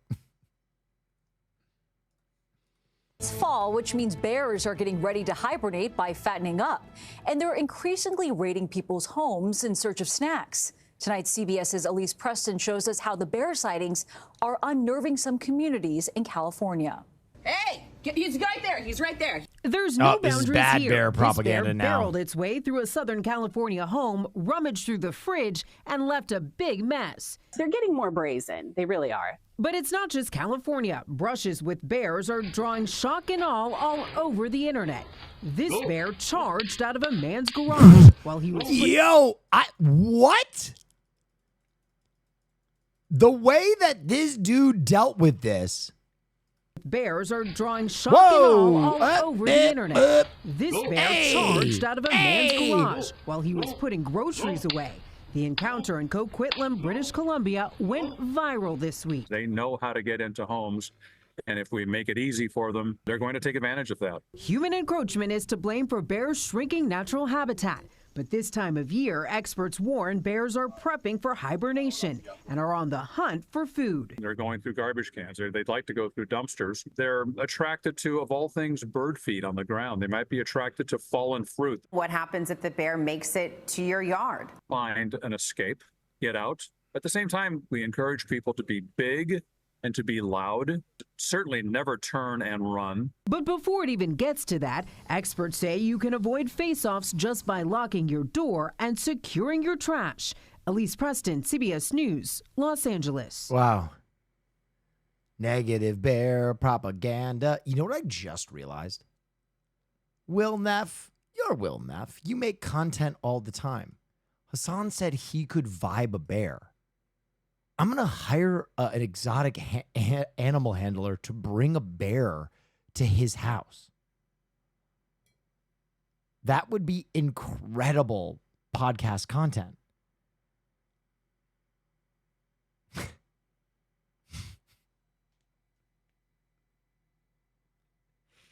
That would be incredible. Zero warning. There's just a bear in his house. He would be so pissed. That's awesome. All right, new bear tech. We're learning thousands of electric doormats have been installed in the Tahoe Basin as bears keep finding new ways to enter homes and cars. Yeah, people are trying to get creative. Your reporter covering El Dorado County, Shelby Riley, speaking with local bear experts on how you can protect your home. The Bear League recently received funding to continue its electric bear mat program, which they say is a non-lethal way to keep bears out of your home. Oh? Oh, it's an electric doormat, mat.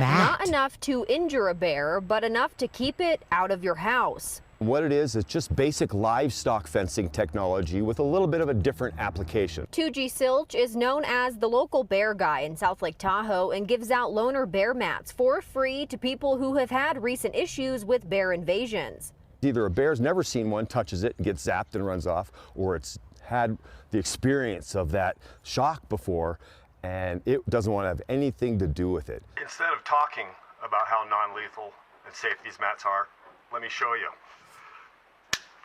The mats won't shock a human if you're walking on it with shoes, but you might get zapped if you're I'm sold! Ladies and gentlemen, he shocked himself, he was fine. Foot. He says this technology has been around for a while, but it's grown in popularity recently as bears continue to get smarter. Triton? Now, Thank you. Busting right through windows. Barely They're busting touched. Through. Yeah, you know, what's interesting is electricity doesn't take long to hit you. It's known for being relatively fast. front door. The Bear League also gives out loaner bear mats to people who have had recent issues. They just received $5,000 and their new mats a few days ago. The new ones are much lighter weight, and they're way more waterproof. And why does this woman look like she's like in disguise? Ann Bryant, director of the Bear League, says although they're door mats, they can be used in several places. The best thing to do on that, though, is, yeah, they're good for in front of sliders and front doors, back doors, windows that are. Some little kid is going to be If you- traumatized for life when they run outside barefoot. You know what I mean? We've had issues recently with a Barefoot.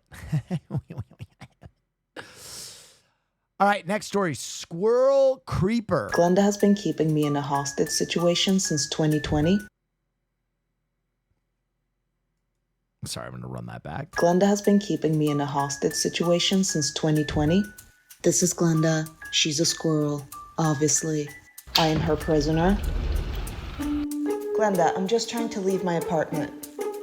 If I accidentally leave the door open, she has no problem coming inside. Yo, she's so stanced up. She's so stanced up, man. Glenda? I don't think Glenda wants to be my roommate. I believe that if I let her live here, I'll come home to changed locks and an eviction notice scribbled by her tiny little creepy hand. Spelled perfectly. This is the day we met 4 years ago. I was just going in for my morning coffee and she just popped up in the kitchen. Oh, okay. I guess I should start wearing pants. She figured out the lay of the land pretty quickly and now knows every window in my apartment. At every angle, she looks stanced up. She's just always like... For a while, I thought maybe I'm her TV, but if that's the case, she has definitely lost the remote. It's a serious problem because I can't even leave the house anymore. Glenda, you're being a weirdo. I decided I have to do something about it. What? I had to cat sit for my friends once, and I thought maybe this will be a great opportunity for Glenda to just back off and chill out. But she just seduced them, and they became best friends. The cats did not scare her when I'm about to leave the apartment. She knows I'm easily manipulated and weak, so she takes full advantage of that. I tried to negotiate with nuts. Look at her, freaking out. It's a nut emergency. This is how we do it. Give me those. Give me that It shit. usually gives me enough time for a quick escape, but then she completely destroys my plans trying to hide this treasure. There's There's never enough nuts. Never enough nuts. Sometimes I go dig them up. You know, nuts are expensive, and she seems to think I'm Jeff Bezos. So I regift them. Digging up the nuts that you gave a squirrel and reusing them is unglued. That is fucked up. Holy shit. Glenda's gonna go there in the winter and be like, oh fuck, we've been raided. We have nothing now. Hoping that she doesn't realize, but she just repots them. Thrifted almonds is not her jam. So as you can tell, the negotiations are going terribly. You might think, hey, this is cute, it's just Glenda. But no, Glenda brings all her boyfriends to the yard. There's been Glen 1, Glen 2, Glen 3. They bring their own nuts, if you know what I mean. Oh my god. It's a mini Glenda. In the spring, she brings her babies around and they learn very quickly that I'm a total sucker. But like, seriously, how can you I resist have never this? seen... What? She just petting a wild squirrel! What is she, a Disney princess? This is insane. You probably can tell by now, but I have fully given in. Since she's a very hardworking mother, I figured I'll get her her own apartment. She's done a few walkthroughs. I'm just waiting for her to sign the lease. So yeah, Glenda can be an absolute menace, but it's okay. I love her. You're gonna die. You hear me in there, bitch? Bring me my almonds. You are gonna die.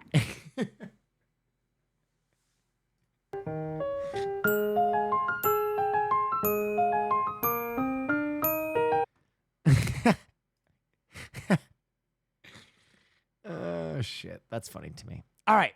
Tarantula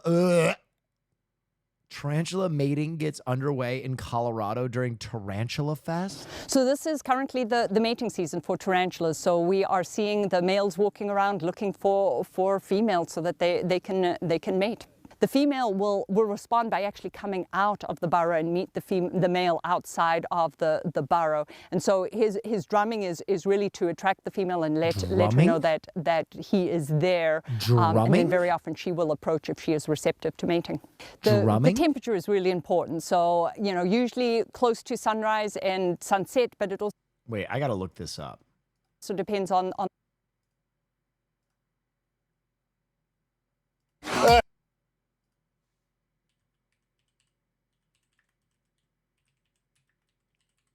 Tarantula drumming. Okay, let's get a listen.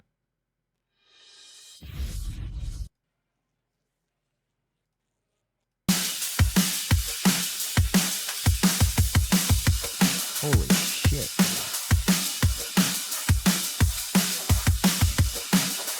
I think he's playing Witchcraft by Pendulum.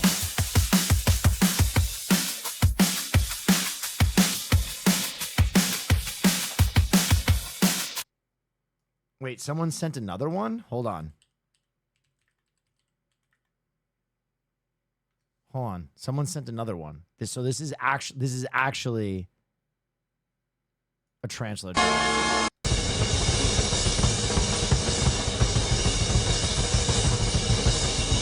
he's laying it down. He's off the map.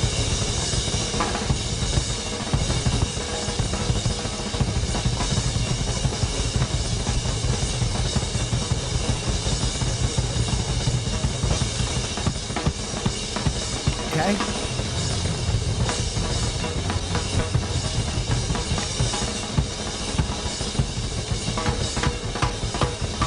Oh man, he's wailing on that hi-hat.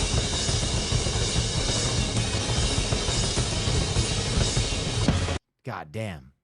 All right, I actually need to hear what a tarantula drumming sounds like. Sorry. Oh yeah, wow, that's very cool. This is an actual tarantula drumming. Here we go.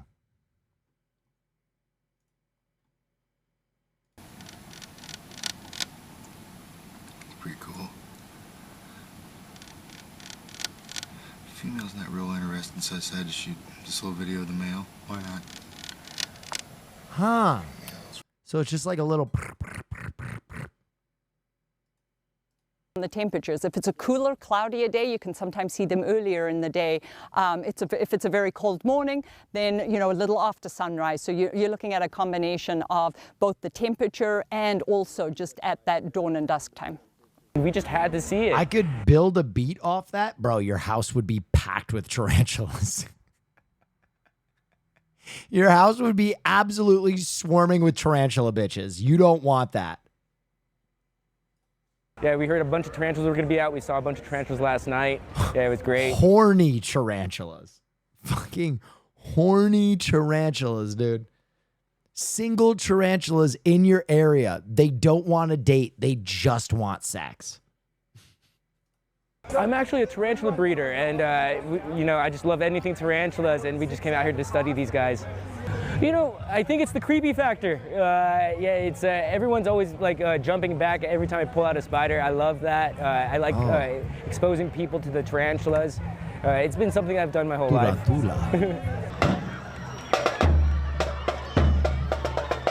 Spiders are really cool. I like how they crawl. They look. They're really cool creatures. I'm hoping to see a lot of tarantulas tonight. Crawl across the road and hopefully get close to one, like really close to one. Dude, that is not cool. This thing, not cool. No. Nothing is cool about spiders. I hate them so much. I hate spiders. They make my blood cold.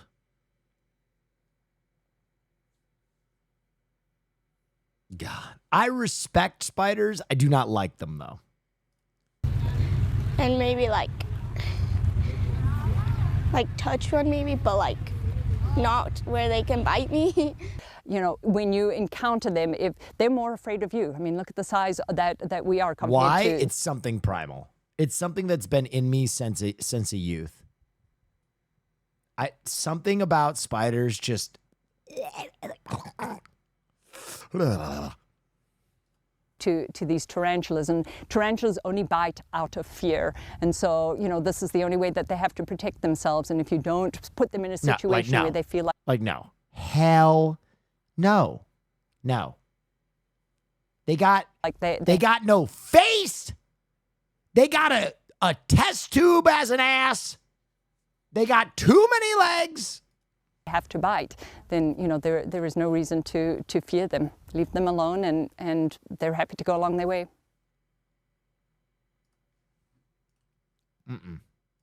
Not for me.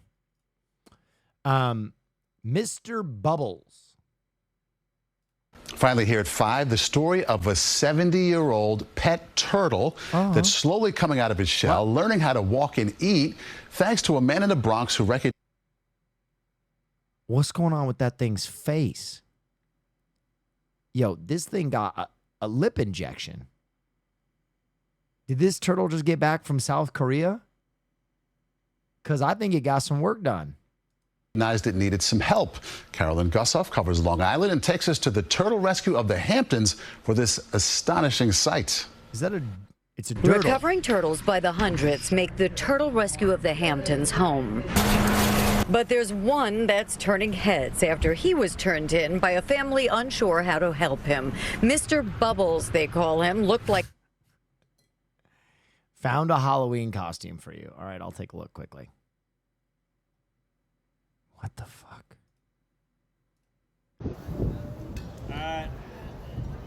You'll never be cunty Reggie Rock. Damn. Cunty Reggie Rock. Now that everybody's gonna be cunty Reggie Rock. This I feel like that's gonna be, you know, like Harley Quinn 6 years ago. Cunty Reggie Rock. Everybody is in.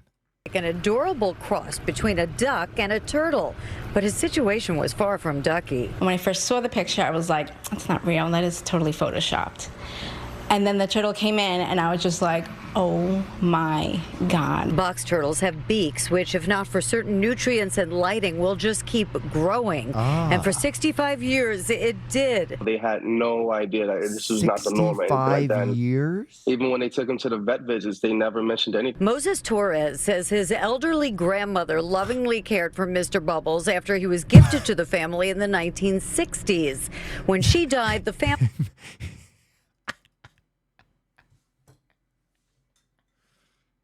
Oh, yeah, wow, that's very cool. Why does that look like a boudoir shoot of Mr. Bubbles? 60s. When she died, the family thought the beak was normal until he posted the curious-looking creature online. When I made that post, man, they tore me up. They definitely let me know that it was this was not the norm and it shouldn't be this way. I was definitely educated and I realized I needed to make the better choice of getting him to someone who gave him the proper care. When Bubbles arrived, he couldn't hold up his head, walk, or eat or drink on his own. But now, there's regular beak trimming. There's a new diet rich in fruit and vegetables and protein. This motion helps increase his range of motion. And daily physical therapy. And now he can eat on his own. He'll live out his life at the rescue. Turtles can reach 100 years old. But experts say his recovery is a reminder wild turtles are not pets and need extraordinary care. He has a forever home with us. It's great to see him thriving. And so the beak smiling is now gone, but not forgotten. The staff here has lovingly renamed him Sir Bubbles Beakley. In Jamesport, Long Island, Carolyn Gussoff, CBS News, New York. Sir Beakley. What a hero. All right, last animal story. We got free dog treats, ladies and gentlemen. I'm Chris Davis in East Nashville, where dog walkers, especially along Riverwood Circle, are in for quite the treat. Oh? Technically, they're for dogs, but you might argue they're for humans, too. Every day, Doug Owen's lively neighborhood is on display as he works from this perch in his living room. I've got a desk that...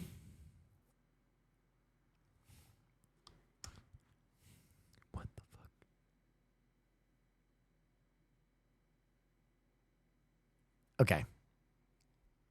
I believe that this is a chair that has been given extra height by putting it atop 4 upside down flower planters that have been packed with cement. And it also looks like he has taken one of them and put a live wire in it. The kids gave me for Father's Day years ago that raises up. Now it's stuck in the up position. But it was from this window that he had an idea. What we have is probably the only one in the country. Those are risers for beds. Oh. Pretty wonderful. Dog treat machine. Well, we're assuming that's what the dogs think. Yeah, it's a safe assumption. Dogs know that it's there. There you go. Good boy. Doug bought what used to be a gumball machine online. A lot of dogs come by. In hopes of not just treating his 4-legged friends. And I think, well, they're better than the dogs at the kennel show in New York. It's also a treat for himself. It lowers the blood pressure when you see a dog come by. Which is a little ironic, considering Doug doesn't currently own one himself. I don't have a dog. I don't want a dog. I enjoy you walking your own dog. I'm happy with just kids in the house. And I'd rather not have that, but you know. Speaking of kids in the house. And I'm like, oh, here it goes again. He says he has a project. I'm like, all right, I'm all ears. His son Cooper thought this was just another one of his dad's crazy ideas. One was the music business. Okay, well, we're not gonna talk about that. Until the first time he saw his reaction. He just runs out the house. I hear the door slam. I'm like, is he gone? Is that Matt Stafford? Yeah, I just hear yelling faintly from inside. I'm like, oh, he's found him. He's got the dogs. Of course, Doug can't be at his window for every dog interaction, so occasionally he relies on technology to make sure he doesn't miss a moment. Wow. Local news goes crazy. All right, ladies and gentlemen, now it is time for the segment that everybody loves to hate and hates to love. We're talking about the World Record Roundup. While this one is playing, I'm going to go heat up my little dinner. I got a little meat I got to heat up, my state-sponsored Canute meal. I'll be back in about 60 seconds, but I'm going to let you start watching this Origami Pro. A4 piece of paper is about to be transformed into an unbelievable world record. This record attempt was a personal challenge to explore the limits of topological transformation on a single sheet of paper. Artist Pei Haojun from China challenged himself to create the longest strip cut from one sheet of paper. For this Guinness World Records attempt, you must cut one continuous strip from an A4 piece of paper without any breaks. The minimum to set the record was 2.75 meters. Pei is no stranger to paper-based records. Yes, in 2022, I set a Guinness World Record for the title of the most origami flowers made from a single sheet of paper. I folded a deer with 100 flowers on its atlas from just an uncut square sheet of paper with one side red and the other side black and golden. And in 2023, my creation, the Fibonacci snail, was certified as the largest origami snail in the world. Folded from a single massive sheet of gold foil paper, the snail stands at 4.1 meters long, 1.47 meters wide, and 1.3 meters tall. Its shell, inspired by the Fibonacci sequence, exemplifies the combination of art and math. Let's get back to the record at hand. The longest strip cut from a single sheet of paper, which demanded precision, practice, and technical skill. I carefully cut the paper, resulting in a strip that resembled a tangle of brass, like this. After 9 hours of precision cutting, Pei created a strip of 108.15 meters. That's roughly the length of a soccer pitch from just one piece of A4 paper. But he wasn't finished there. I transformed the 108.15 meters of paper strip into an artistic and organized artwork shaped like a cerebral nerve slice. Through repetitive cuttings, I created a chaotic paper strip and then meticulously reconstructed into an ordered state, hence the title, Between Chaos and Order. Actually, throughout the recorded time process, I felt remarkably calm, and my breathing was so slow that I could barely perceive the passage of time. I believe the Guinness World Records is an amazing and inclusive platform that celebrates all possibilities, even those stemming from a single sheet of paper. It feels incredibly gratifying to hold these Guinness World Records titles, and I'm honored to be recognized for my achievement and hope that it will inspire others to pursue their passions and push the boundaries of what is possible.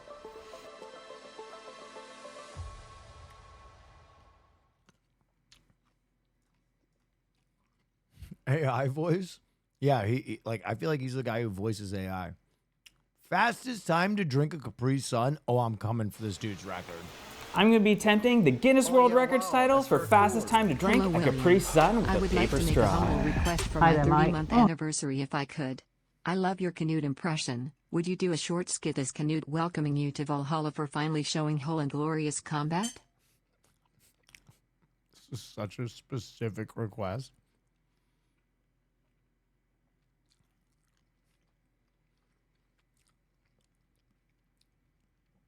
Canute? I haven't been around Canute in a while. Well, welcome to Valhalla. You are not a pussy. We go into battle later. But we have a special request as you are not from Norway. You must show your hole to the Jarl. Oh my god, I can't believe you actually showed hole. That was a joke.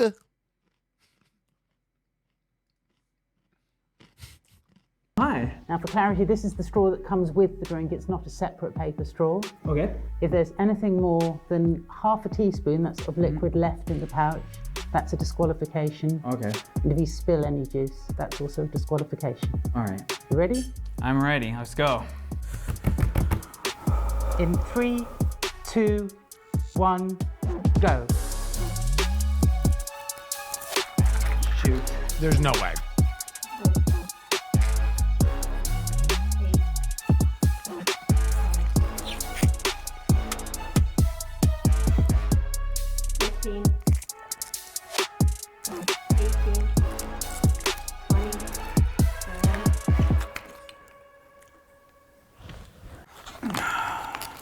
I don't know. I feel like it's good, but it's, I can't. You dropped the straw, bucko. If I didn't get it, I'd try it again. I messed up. The straw went flying there, so shoot. I wasn't too good with the straw management, but That was 22.85, so you were just outside. I was over. Have you got another one in you? I definitely do, yeah. I'd try it again. In 3, 2, 1, go.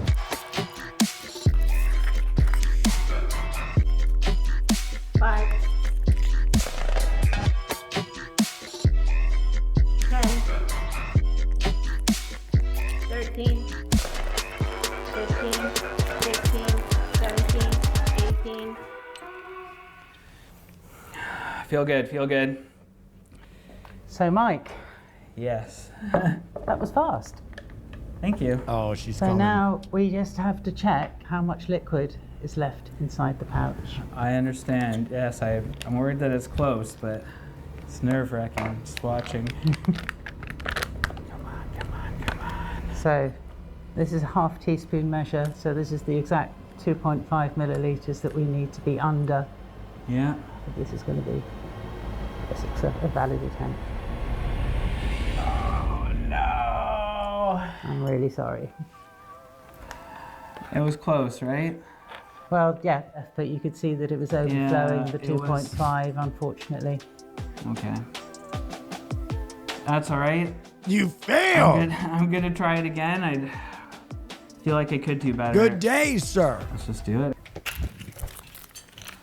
All right, this time I gotta go with my coach's strategy. Something Jamie told me, so What's that? I'm gonna give her a go and yeah, try a little bit different, see if we can get all that liquid out in time. I'm going to break this nerd's record right now. I'm ordering Capri Sun. Don't bring this weak shit around my house.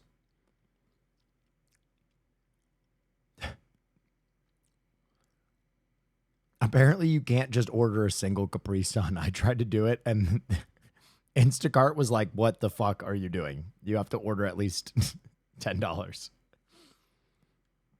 Oh, I thought this was America, where I could order a single Capri Sun. Oh, I'm sorry. I thought this was America. Okay. In 3, 2, 1, go. Yeah. Yeah. 5, 7, 10, 12, 13, 14, 15, 16, 17, 18, 19, 20, 21. What was it? I don't know. It's gonna be close. I did fumble with the straw a little bit. Are you ready to cut open this pouch of Capri Sun? As ready as I'm gonna be. Okay, let's go for it. It's just, I really want to beat it, and it's gonna be close. Okay.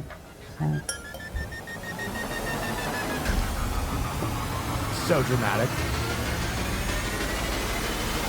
No! You will never be him. Man, it's just like, it's like drops. It looks like I'm getting closer anyway. Are you gonna do it again? Valiant attempt. I would like to try again if it's okay with everybody. Again?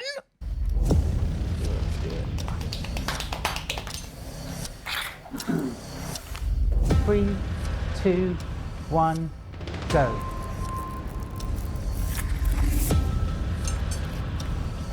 Five, 10, 13, 14, 15, 16, 17, 18, 19, 20, 21.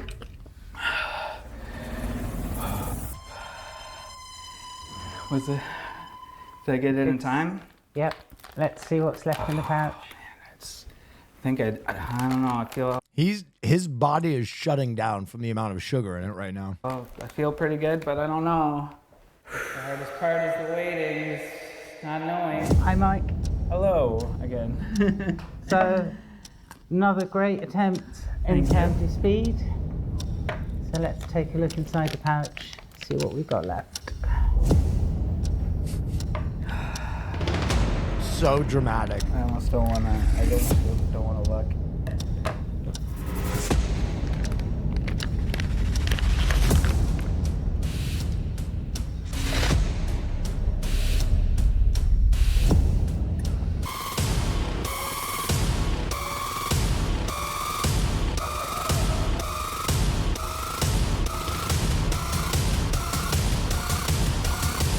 She spilled a drop on the outside, though. It's over! I don't. What do you think? That was a half teaspoon. That was a half That teaspoon? was a half. It was on the. That was good? What? What? I thought Guinness World Records had some integrity. The surface tension broke. Yeah? Yeah. Oh, thank you. Yeah. Whew.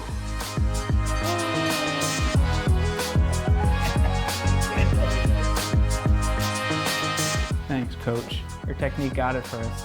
Did a little extra blow, get some more air in there, get all the liquid out of the creases, and then suck it in. That's what did it. Thank you so much. The minimum requirement was 22 seconds. Today, you achieved 21.71 seconds, which is a new Guinness World Records title. Amazing.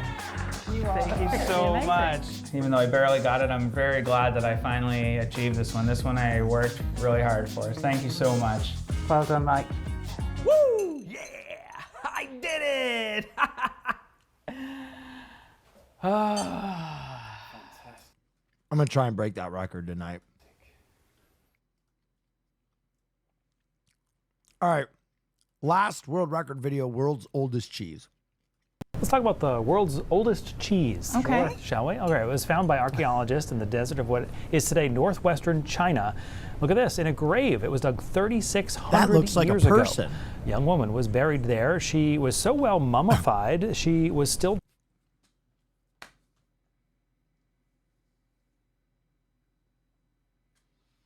I thought that was the cheese. Dressed in a felt hat, wool coat, fur-lined leather boots. There were also chunks of cheese around her neck, like a necklace. Yeah, scientists in China recently shared the results of genetic analysis of the cheese, shedding some light on how it was made. So those results were published in the journal, not surprisingly, Cell. Wow. And they say DNA shows that milk came from both goat and cow, is what I should say. They also say based on the microbes that produced the cheese, it would have been tangy and soft, similar to, if you're familiar, kefir. Also, scientists have found evidence of cheese that's older than this, ancient writings and fatting residues, but this is the oldest known physical sample of cheese. Bro, look at my man on the right reacting to this story. This dude trying to be professional as he's like, oh, they did DNA testing of the cheese? Watch this. Watch it. Oh, hang on.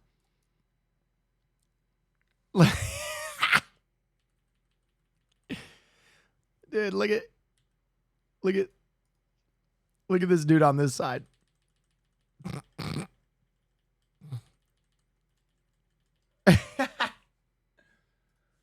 Of cheese, like pieces of cheese. I just want you to know I had to zone out for a minute because that was too much. A little much. Yeah. Too much. So a normal day for us. I'm talking and Amanda's like just off. Just looking out in the distance. Hey, well, I parked next to Keith this morning and I came in and I was like, do you know you have a piece of cheese in your truck bed? That's true. It was a cheese stick. Oh. In my truck bed. Is this parent life? Yes. So here's what had happened was it was a snack for Luca to eat that he decided not to eat. And then I went to pick up our dog Maggie from doggy daycare, and I was going to leave her in the car for a few minutes, and I realized the cheese stick was there. They spent more time on the cheese stick in the back of his truck than they did the mummified cheese. Threw it in the truck bed, and it has been there for 1 week. Just getting gross in the back. Have you guys gotten older? Have you gotten more into cheese that's like really, really sharp? Like, I want the first... What the hell is going on here? Merc, thank you for the raid. They're just talking about cheese. All right. Social and media treasure hunt follow-up. Oh, this is the treasure hunt from last week. The man who used his brain to discover a real-life treasure. We've been following the story for a few weeks now. Bro, this hurricane is on track to wreck me. Oh, fuck, man. Please be safe. Please be safe, Merc. Statue with clues to a Bitcoin fortune that was hidden in the woods somewhere in the Northeast. Now, hundreds of people were looking for this, but only one man found the treasure in Western Mass. And WBZ's Mike Sullivan met him today. It's a mystery within a mystery, both now with answers. For weeks, this $26,000 gold statue was in a treasure hunt. Seekers followed daily clues in an ever-shrinking circle on a map. The game creators are New Hampshire natives who never expected anyone to find it this soon, but it's been snatched. He must be CIA or something. Right. It's like, he looked on the camera, he looked like Snowden, maybe. Yeah, Snowden-esque. Creators Jason Rohr and Tom Bailey had little information about the winner, just secondhand accounts from people who met him as he exited the forest. He told them he was a meteorologist, but we thought maybe that's just a cover. It's not, it's a fact. My name is Dan Leonard, and I am a senior meteorologist with the weather company. The creators had a webcam on the trophy showing the weather and temperature. I was able to triangulate a lot of what we call mesonet stations, which is basically small weather stations that are owned by individual people. It allowed him to hone in on a 20 to 30 mile area early. And then I started to get a sense, this area right in here really seems to be lining up really nicely with what the temperatures I'm seeing on the web camera. He narrowed it to an area in Franklin County. When he set out to find it, he passed it at first. The leaves on the ground absolutely perfectly masked the trophy. Markings on the statue helped to reveal a passphrase that unlocks $87,000 in a Bitcoin purse. So this and this The money comes from premium entry fees to the contest. If we put all those symbols together, then you come out with a solution that looks something like this. When talking to him, he's like, oh, I don't do Bitcoin, or I don't really care about retrieving the bounty. So we were very confused, yeah. There's been a lot of speculation. Do you really want the money? Somehow, at some point, somebody posted on the internet that I wasn't in this for the money. I don't know where that came from exactly. I want the money. Creators have moved on from giving the purse by Bitcoin and are seeking an easier method. However, the code to access the money is still very much in play. I think we're pretty close at this point. In Boston, I'm Mike Sullivan, WBZ News. Okay, I'm glad Dan cleared that up about the money, by the way. And did you hear that someone finally found the golden owl hidden treasure? It's been a 30-year-plus long search. Quite an interesting history. The golden owl. Que es eso? Another treasure found. Wow, that's Oh! It's the next story! Haas, he did it again! From the Mont Saint-Michel to the cliffy hillsides of Dordogne, for the past 31 years, treasure hunters armed with shovels and metal detectors combed through every corner of France in search of the golden owl. A statue made of gold, silver, and gemstones, which was buried in April 1993, with only a cryptic trail of clues leading to its true location. It was very complicated. They've been trying to solve it for years. Everyone is eager to find out where it really was. While its exact location hasn't yet been revealed, organizers of the mythical treasure hunt said the golden owl was finally found 11,495 days after it was buried. To crack the code, participants had to solve a series of 11 enigmas, with the hunt sometimes taking on airs of a wild goose chase. In 2018, many rushed to the medieval city of Rocamadour, convinced they would find the owl within its walls. It's a dream, like winning the lottery. We're trying our luck and we hope to win. And in 2013, this owl hunter was headed from Paris to Poitiers to dig for treasure. I have a pick and a few other tools. I think today is the day I find it. For now, the identity of the winner remains unknown. Their prize, the statue itself, valued at around 150,000 euros. Oh. Well, that's it for the story. It's got to be worth more than that because people spent so long looking. I bet it has more value because of the length of the search. Final treasure story. All right, New York art dealer's about to cash in after stumbling upon a valuable painting at a barn sale in the Hamptons. So here's the painting. It's titled Your Massive. cards and goodies for you and Caroline will be at your P.O. box on Thursday. Hell yeah. QCI. It depicts a carved grizzly bear atop a totem pole. The art dealer didn't know anything about the painting, but it did catch his eye, so he bought it for $50. He later discovered it was from a well-known Canadian artist named Emily Carr, who died about 80 years ago. It turns out the painting is worth about $200,000. You got to go back to the guy who sold it at the bar and give him a little piece of that. You have to. You got to go back and give him like $2,000, man. You gotta.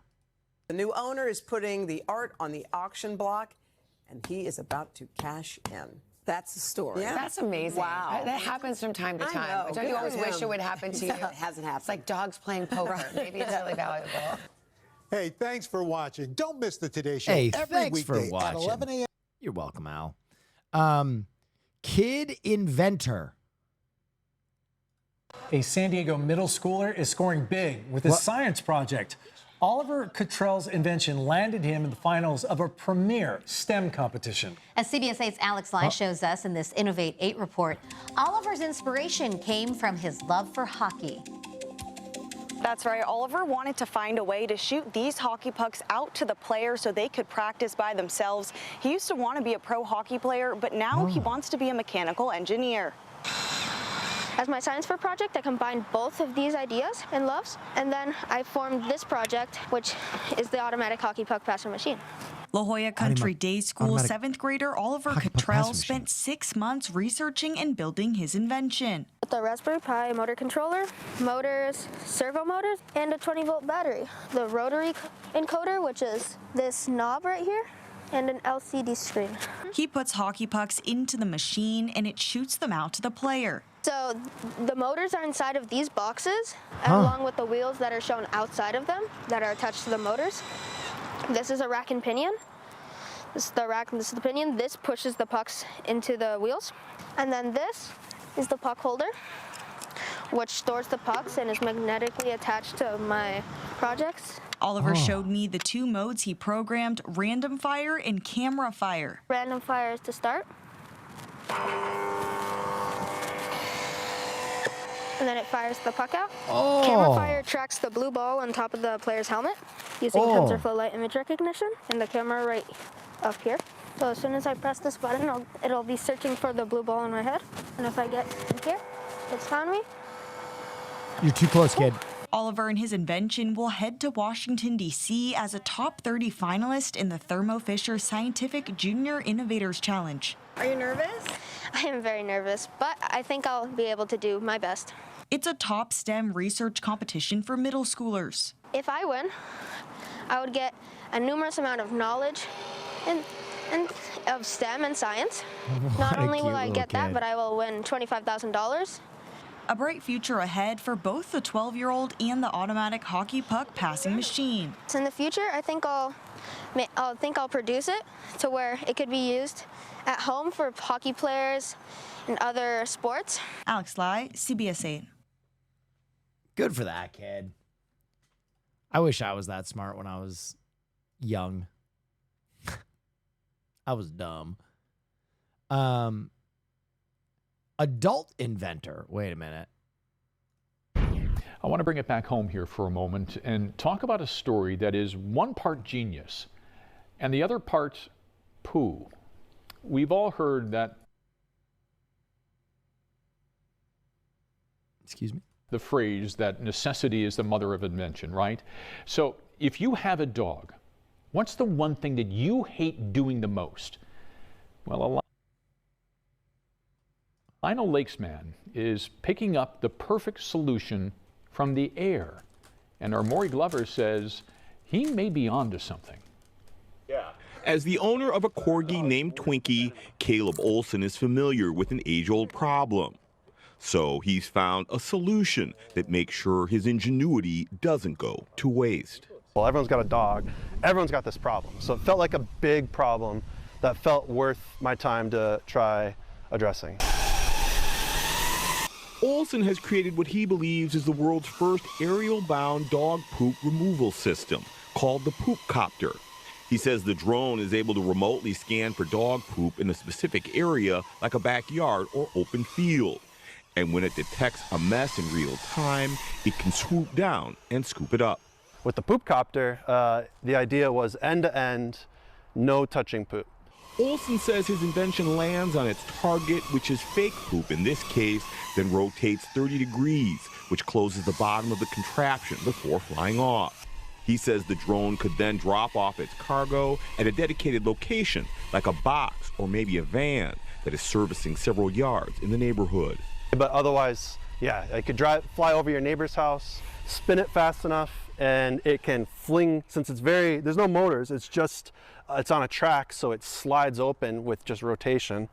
And the rotational force flings it open, and you could sky dump, is the idea.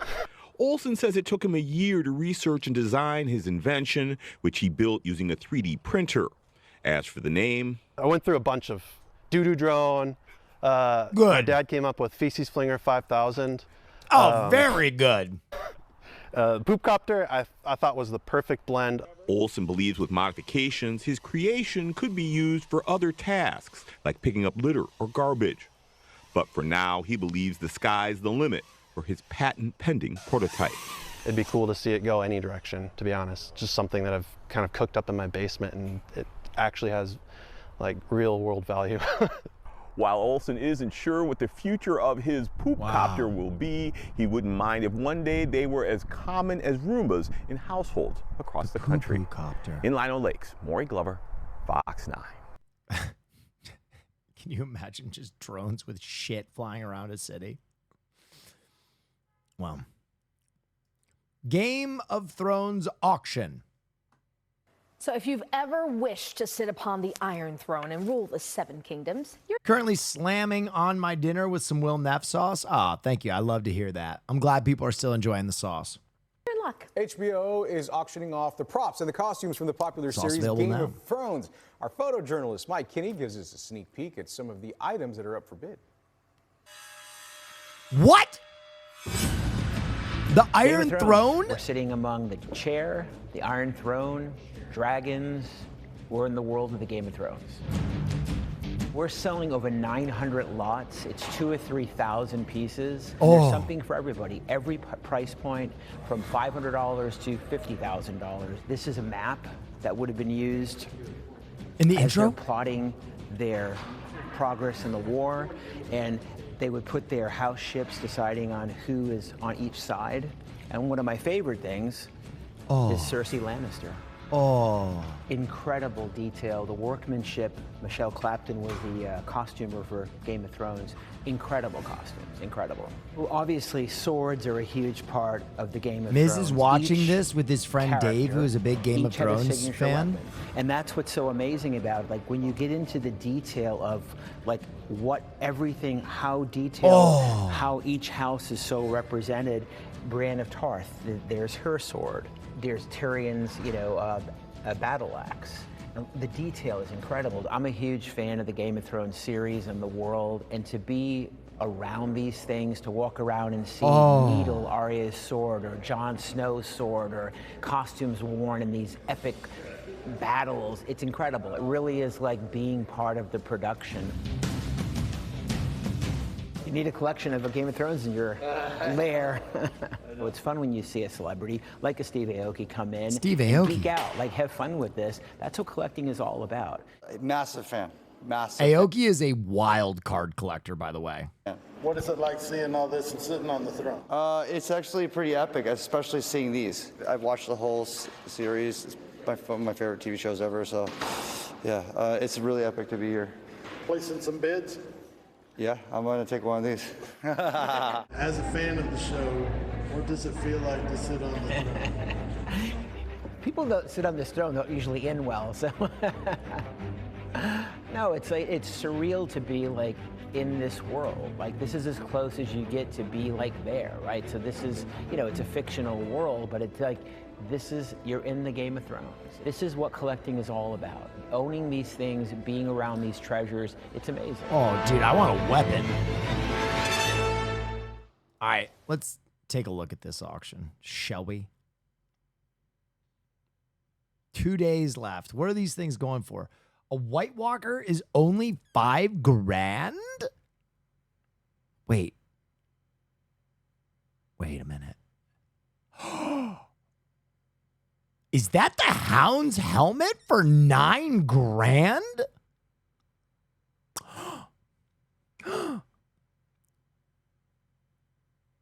Dude, a suit of armor or a weapon would go Wait a minute. Wait, what? $2,000 set. Clegane for 10? Wait, why does this feel like kind of underpriced? Lannister soldier armor, Kingsguard armor for Samuel Tarly's cape. 2 days left. All right. With peace and love, we got to win one of these, right? Dothraki armor? Oh my gorb. The stag crown? Oh, okay. I got to go through all these. You got to chill out, Will. Kingsguard armor would go absolutely bonkers. Do not tell Ludwig about this. He already knows. He's Ludwig. Tully Guard? No, thanks. Hang on, let's keep going through this. Oh, Lannister Soldier Ensemble, bro. You know I would try and squeeze my ass into whatever I won. Oh, Jaime Lannister's armor with the metal hand. Gadzooks.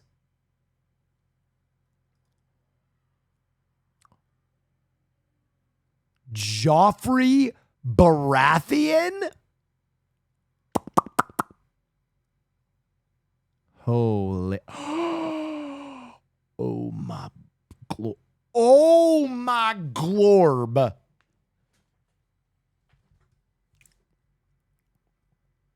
I need it. We got to come in right at the 11th hour and try and steal one of these. Oh, so cool.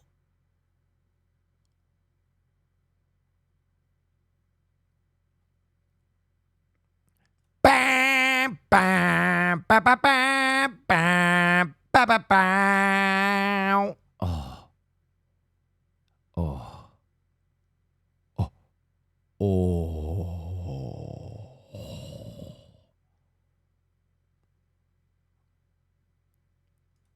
I'm so sorry, guys.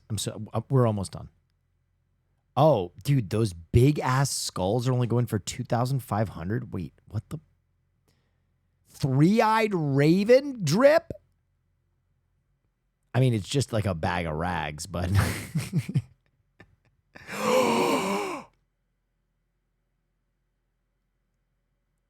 oh my glorb. I can wear that out at night. That cape goes, dude, a cape would really punch my entire shit up. Oh, fudge cake. Okay, that's someone's cut off face. How many pages of stuff are there? Did I break it? Hold on. Shit.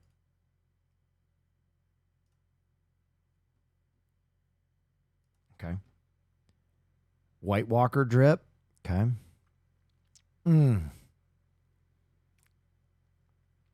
Oh, man. Oh, man. That's cool. What is this?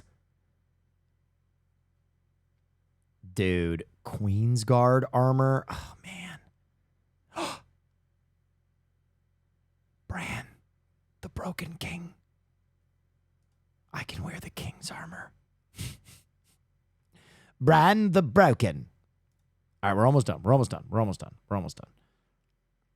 Surely there's nothing else cool, but just there is.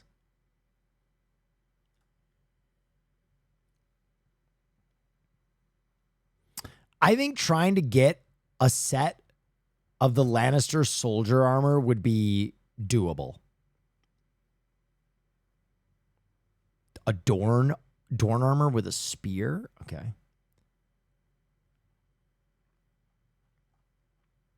Okay, guys. Go through as a community in the Discord and pick some of like the outfits, and we'll try and bid on one of them in 2 days when the thing is ending. Haas, please remind me. Please remind me. Bro, they are going to make so much money off this. I think they'll end up losing money. With Peace and Love, I think the cost to make that stuff will end up being more than they make, most likely. Except for, like, on the really big items like this.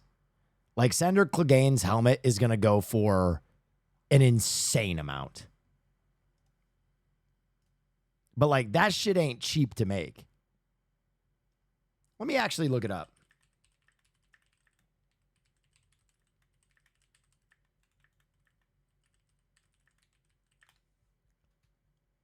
Yeah, guys, with Peace and Love,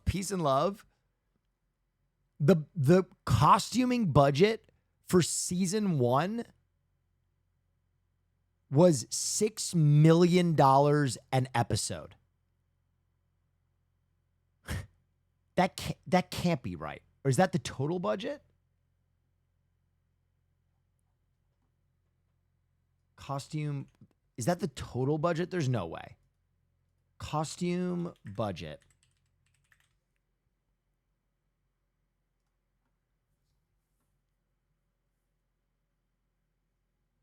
I'm trying to see how much their total costuming cost.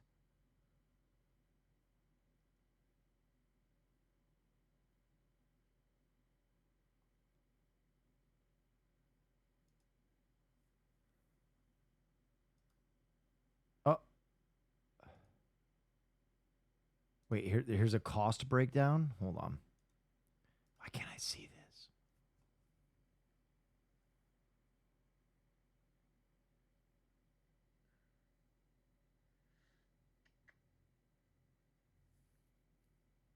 I'm trying to...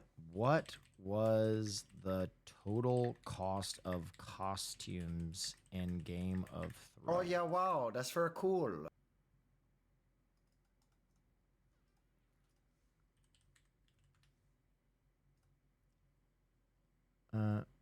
Hold on.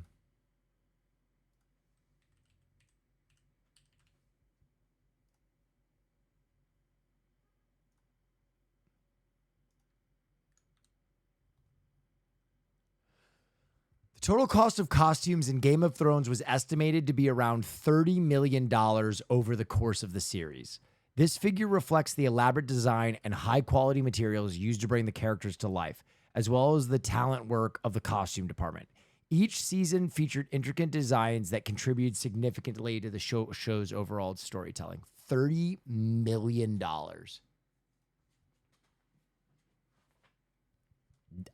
It might have been way more in the first season, though, because I'm sure they reused a lot of those costumes, but that is a metric shit ton. 30 million per episode? No. 30 million over the course of the entire 8 seasons.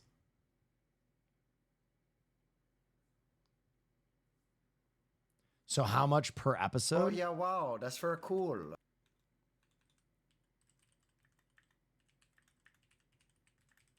We can do the math. I'm doing the math. So the average cost per episode.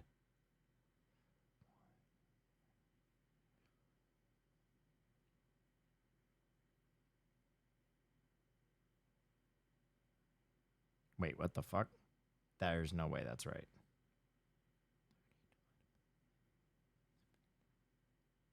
$500,000 an episode. That's crazy. That's nuts.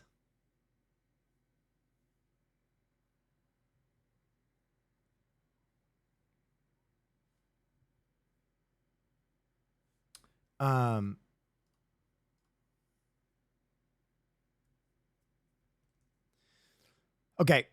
Anyway, I don't think they'll make $30 million with that auction is what I'm saying. That is all I was getting at. We spent way too long on that. Sorry. That was my brain working through something. The shame bell is going for $15,000. That's incredible. Trains. Oh, hell yeah. We end tonight in Molalla, Oregon, about 30 miles south of Portland, where the love of locomotives has become a way of life. On any given Sunday, from May through October, many trains provide endless smiles. CBS's Danya Backus takes us along for the ride. It's a Sunday in Molalla, Oregon. And hours before the gates of the Shady Dell Train Park open, these here are just part of the steering. Patrick Dooling, along with dozens of volunteers, fire up the engine of these treasured locomotives. All aboard. It's been all aboard here for 70 years. Up to 11 trains transporting riders to another time. My parents started bringing me out when I was 3 years old. Dooling's been running the show since 2008. It's kind of fun watching the people stand in the line prior to 11:30. You can definitely see the excitement in the little kids and the grown-up little kids as well. These are the future leaders of the country, the future STEM experts of the United States. Since 1954, the miniature trains, about an eighth of the size of the full-sized ones, have taken visitors Hell, on one of these kids might even be tomorrow's Hasanabi. a ride through the 4-acre park. It was really fun. Why is it fun? Because it's like really long and we go around and see all these cool things. How many times have you been here before? Probably 4. 4? Yeah. Why do you keep coming back? Because he loves trains. That is why. Yeah. The first tracks were put this down in here by Oregon? founder Harry Harvey 7 decades ago So as a cute. gift to the community. To this day, the trains function entirely on donations, snack stand sales, and the dedicated spirit of volunteers who build and operate them. Dustin Bell has given his time for more than a decade. 30 minutes from Portland. And see all the kids smiling. All the happy kids, all the laughing, the joy, the families that are brought together. That is why I do it. It's a family affair for Bell, too. This is so His son cute. Donovan also spends his Sundays as a volunteer. How long have you been coming to this train park? About 11 years. 11 years. And how old are you? 11. The whole plan, obviously, is to be here for another 70 years. Putting smiles on faces and upholding a legacy that will be cherished for generations to come. Danya Backus, CBS News.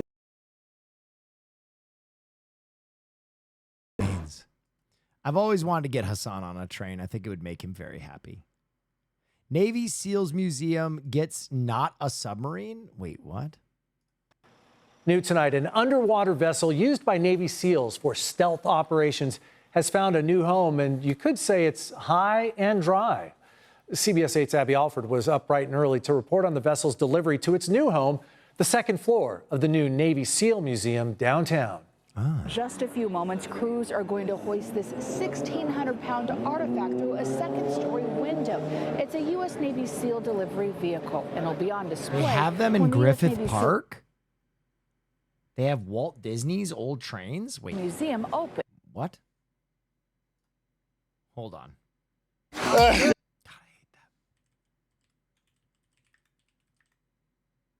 Griffith Park train ride? We took a trip to the Griffith Park train rides in Los Angeles.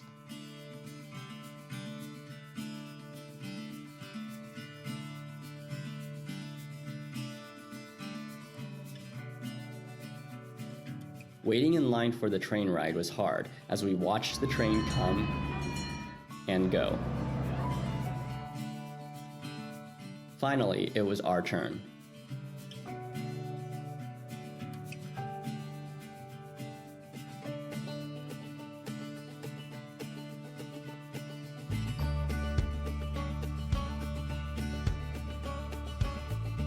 The train ride is a lengthy 1-mile loop around a section of Griffith Park.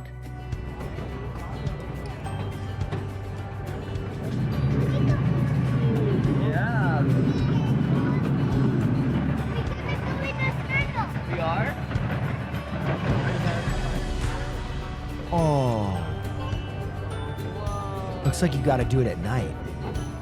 We went during the holidays, so the track was festively decorated and looks even better at night.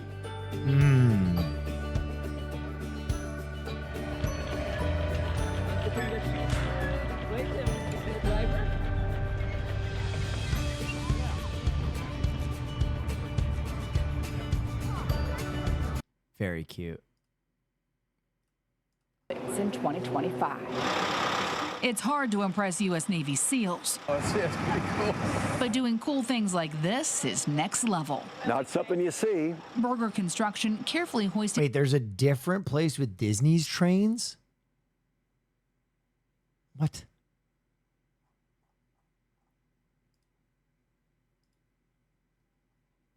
What? Twains.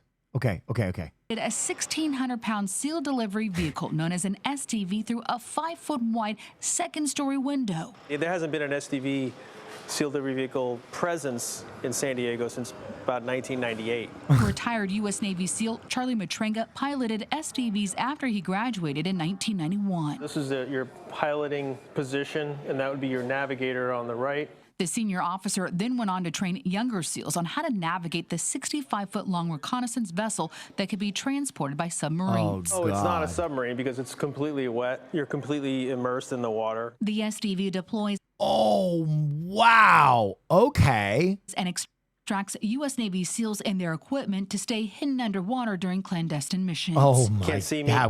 That's terrifying. You can't hear me, and I'm there, and which is the element that this brings to the table. That element of covert operators is the essence of U.S. Navy SEALs who want to share their legacy in San Diego. In the Navy. Now everybody's going to start knowing about this museum. The SDV is the first piece of equipment making its way into the San Diego U.S. Navy SEAL Museum that's under construction at Kettner Boulevard and Broadway. I mean, what a great nautical triad to have here. Coronado is home to one of the 2 bases that train U.S. Navy SEALs. The other's in Fort Pierce, Florida, where the original combat divers known as frogmen trained during World War II, and where the first U.S. Navy SEAL Museum was built in 1985. You seal the SEAL teams in a different light, knowing that this is another presence that's out there in a really important way. A place dedicated to honor the history and heritage of the U.S. Navy SEALs. We also really want to inspire, and we really want people coming out here with a call to action to serve something higher than themselves. A museum that's already pushing the limits. Mission accomplished, sort of. Now we got to hang it. The SDV will be suspended from the 2nd-story ceiling inside the museum that's scheduled to open in the summer of 2025. That's pretty fun. Reporting in downtown, Abby Black, CBS 8. In the Navy. Florida is bracing. Oh, you can sail the 7 seas in the Navy. Bring back buttons. Okay. Nearly 2 decades ago, Apple changed the face of technology. Well, what we're going to do is get rid of all these buttons and just make a giant screen. Driving a touchscreen takeover into high gear. Everything from how you order to how you read to household appliances and even cars have been touched by the trend. It said go to the right. It can't mean that. No, stop yelling at me. No, it's not yelling. There's no room here. But this morning there are growing calls to re-buttonize from frustrated consumers. There are days when I'm on my iPhone, on an iPad watching something, and then I go to my computer and I touch the screen and I'm like, wait, why is this not working? Because I think it's just a lot for our brains. Oversaturation of screens. Yes. Tablet, brightness down. Over the years, companies discovered consolidating functions into a single tappable display can be cheaper and allow us to accomplish more than the BlackBerry's classic clicky keyboard. But the Wall Street Journal explains the problem with touch-based interfaces is that they aren't touch-based at all. You know what? You know what's really funny? That this touchscreen shit is real, though. I don't know if I necessarily agree with what that lady was saying, but one thing I will say is my nieces do think that every fucking thing is a touchscreen. Like any screen they see when they were younger, they would just be like, and I'd be like, Cora, that's a television.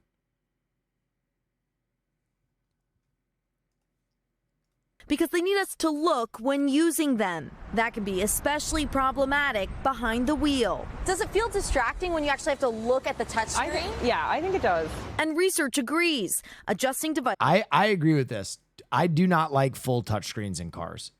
I want to be able to just click something. Devices such as touchscreens increases the risk of a crash 4.6 times.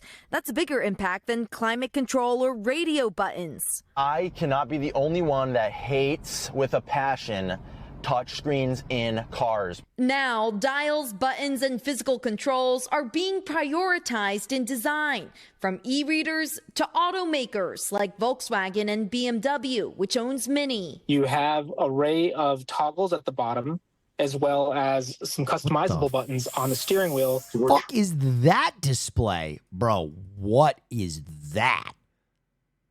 As some customizable buttons on the steering wheel. We're trying to do things in multiple ways so that it really is the power of choice for a customer. Even Apple is biting, adding 2 new buttons to their latest models. Holy shit! Click launches your camera instantly. Tech experts say it's about embracing the best of both worlds. I do think we're going to start to see more of these manufacturers start to converge and think about, where does a touch screen make sense and where does a simple button or knob or control make sense for a user.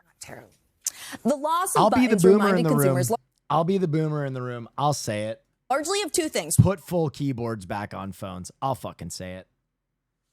If no one else will say it, I'll fucking say it. I'll sacrifice screen size. Put a full fucking keyboard back on my phone. When I had my Palm Pixie or my BlackBerry, that shit was... I loved that. I'm a stud. Yes. I'm ballsy. I don't take no shit from anyone. Hey Will, one of my best friends has been doing a very dangerous amount of nose nachos. Do you have any advice for me to get him back on track? I've already had a friend that's passed away from it. I don't want him to go down that path too. Your friend's addicted to cocaine and you're asking the butthole guy?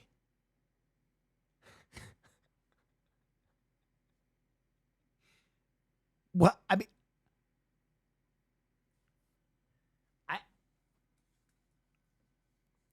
you know, wow, that's very cool. I'm laughing because it's so serious. Listen, I've you know, dealt with addiction in my family, and it's something like very scary and crazy. But like you if you really think it's gotten to that point, you cannot enable it at all. Like, you basically have to give that person an ultimatum that they need help, and then if they don't get help, you gotta just walk away, like totally.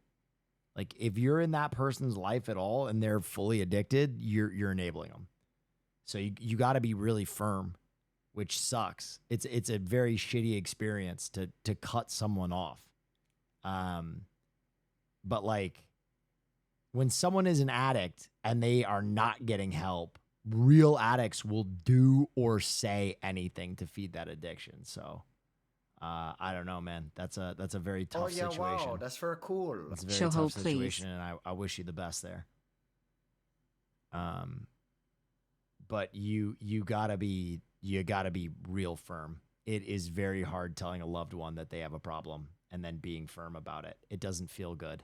It's not intuitive. It's not something that like will be natural. Man, that's heavy, dude. New statue. Here's one. A massive statue of former President Donald Trump, not in his standard suit and tie, but instead his birthday suit. Just when you think you've covered about every story there is out there, this one pops up. This thing is big. It's right in downtown Phoenix. We found out about it this morning, and I tell you what, it is hard to miss. 12 News journalist William Pitts investigates. 24th Street in Washington. Car repair, car rentals, self-storage, dispensary, and what is that? Did you drive by and you're like, that is a 43-foot Trump? Yeah, I was like, oh my God, this is amazing. Like, I need to take a picture of it. All day.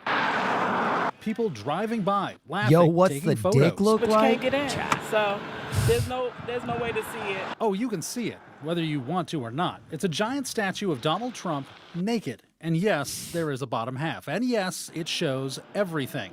But don't worry, we won't. But apart from this thing being naked, it's also, well, it's huge. 43 feet tall, suspended from a crane in an empty lot. It's so tall we can see it from the 12 News studio's roof camera. Heck, we can see it from the newsroom.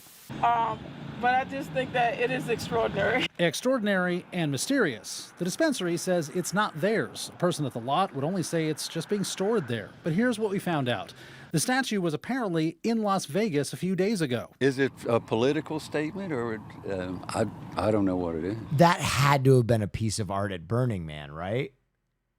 No. But hey, Vegas, anything will happen in Vegas. According to multiple media outlets, it's an art installation from an anonymous artist called Crooked and Obscene. Someone claiming to be the artist told a Las Vegas TV station it weighs 6,000 pounds and is made out of foam. At the time, the Nevada GOP called it deplorable and offensive. The Arizona Republican Party did not respond to a request for comment. We don't know if it's here to stay or if you'll see it somewhere else around the valley. But we do know this. It's real. William Pitts, 12 News. Can we all agree? You're not going to say it's anything about fucking weird.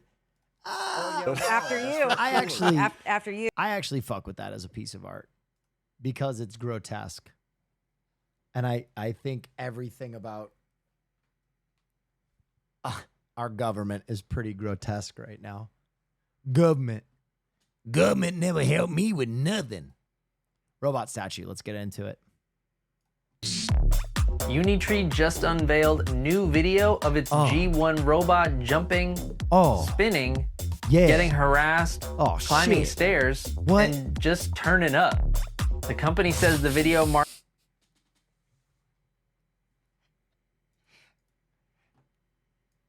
Dude.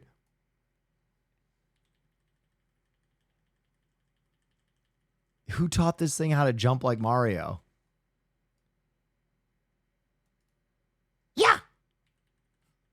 Yeah.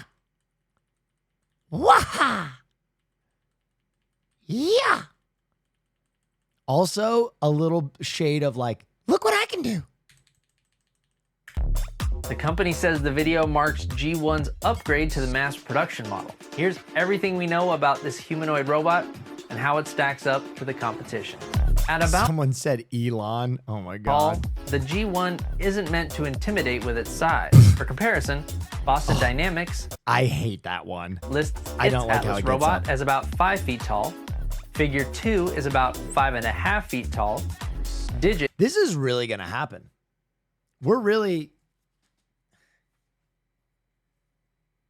This is really going to happen. You know, like when they were talking about electric cars right before electric cars were like a thing. This is going to, house robots are going to be a thing in the next decade. From Agility Robotics is about 5 feet 9 inches tall, and Tesla's Optimus Gen 2 is nearly 6 feet tall. The G1 learns new tasks both in simulation and by mimicking human demonstrators. These are very common training techniques in the humanoid robotics industry, from NVIDIA's Project Groot to Tesla's Optimus. Unitree has released clips of its G1 robot manipulating various objects. Why are they teaching it to use a fucking bow staff? Performing various tasks, and navigating uneven terrain. All of these are relatively common benchmarks in the development of humanoid robots that we've seen before from other companies. Unitree's G1 weighs less than 80 pounds, significantly lighter than Tesla's Optimus, Atlas from Boston Dynamics, and the Figure 2, all of which weigh over 100 pounds. Being lighter may prove to be advantageous in terms of cost, shipping, and the fear factor. A lighter robot may be less likely to cause damage if it becomes sentient and seeks revenge. Why would they? What? G1 walks at a speed of about 4.4 miles per hour, which is a bit disappointing considering Unitree's previous humanoid robot, the H1, set a world record for fastest humanoid robot with a speed of about 7.4 miles per hour. The G1 can fold to less than 3 feet in size, presumably for storage and shipping. Unitree says the G1 will be available starting at $16,000. That's lower than Elon's less than half the price of a car estimate he gave on X for Optimus, and significantly cheaper than Boston Dynamics' robot dog Spot, which starts at about $75,000. Jesus Christ. We don't have exact pricing for Atlas, Figure 2, or Digit robots yet, all of which are in various stages of ramping up for mass production. Does that motherfucker make a piece of toast? Unitree has made a name for itself as a more affordable alternative to its robotics competitors, offering lower-priced robots first on 4 legs and now on 2. With the humanoid robotics race heating up, it'll be interesting to see if the smaller size and more affordable price tag give Unitree's G1 an edge over the competition. Oh my God! What the robot doing? Unitree's G1 an edge over the competition. Ladies, I'm so sorry. If you're straight, it's over. What do you think of humanoid? Your man is leaving you for a robot. I am sorry. I don't give Unitree. What in the hell? Competition. What do you think of humanoid robots? Handy helpers or total nightmares? Let us know down in the comments. As always, thanks so much for watching. I'm your host, Jesse Orrell. See you next time with the fam.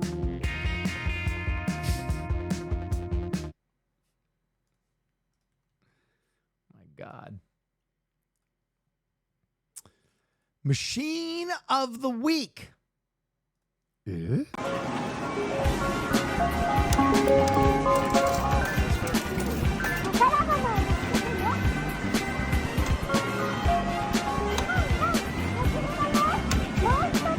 Oh no.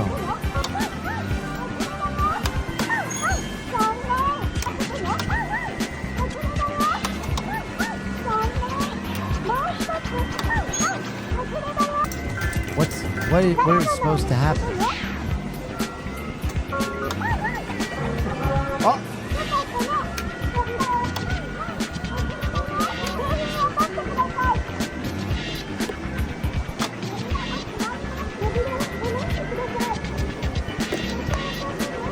What is it?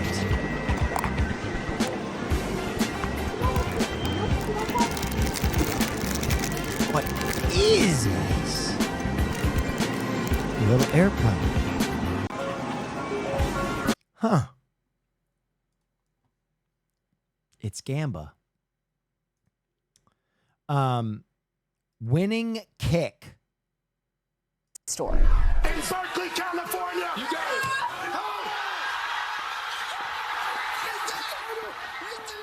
Absolutely wild. That Pat is the moment McAfee. a college student who grew up in Livermore stunned the sporting world today, winning $100,000 in a field goal challenge during ESPN's College Game Day over there at Cal. NBC Bay Area's Alyssa Gord caught up with him in person ahead of the game tonight, where the shock of going viral is really just setting in. Here in Berkeley, a sophomore civil engineering major has taken the internet by storm by making a prize-winning field goal. He tells us that it has all been just a huge rush of emotions. Smile real quick. You're famous. What a weird thing Lots to say. of fans at the Cal-Miami game are already recognizing Daniel Villaseñor. Dude, you're a hero now. The UC Berkeley sophomore arrived at campus after 11 p.m. Friday night for a chance to stand in the pit for ESPN's College Game Day on campus. So I thought I would bring my most comfortable shoes, my Vans. Daniel entered a raffle to kick a field goal for prize money. To his shock, he was selected Saturday morning. He says he plays soccer, but he's only kicked a football a couple of times before. He lined up for the kick in his Vans, but it went too far to the right.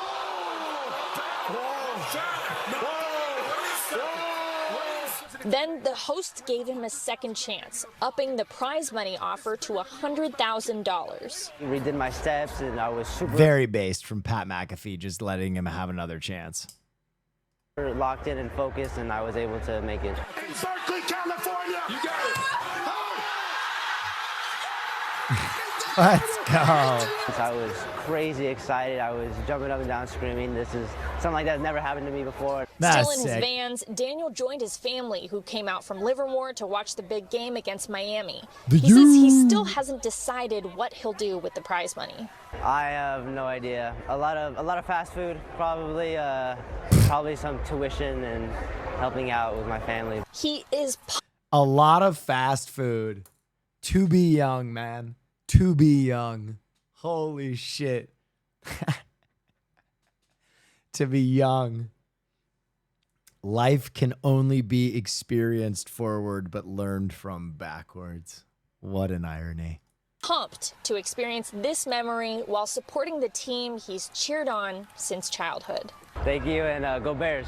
Alyssa Gord, Go NBC Bears! Bay Area News.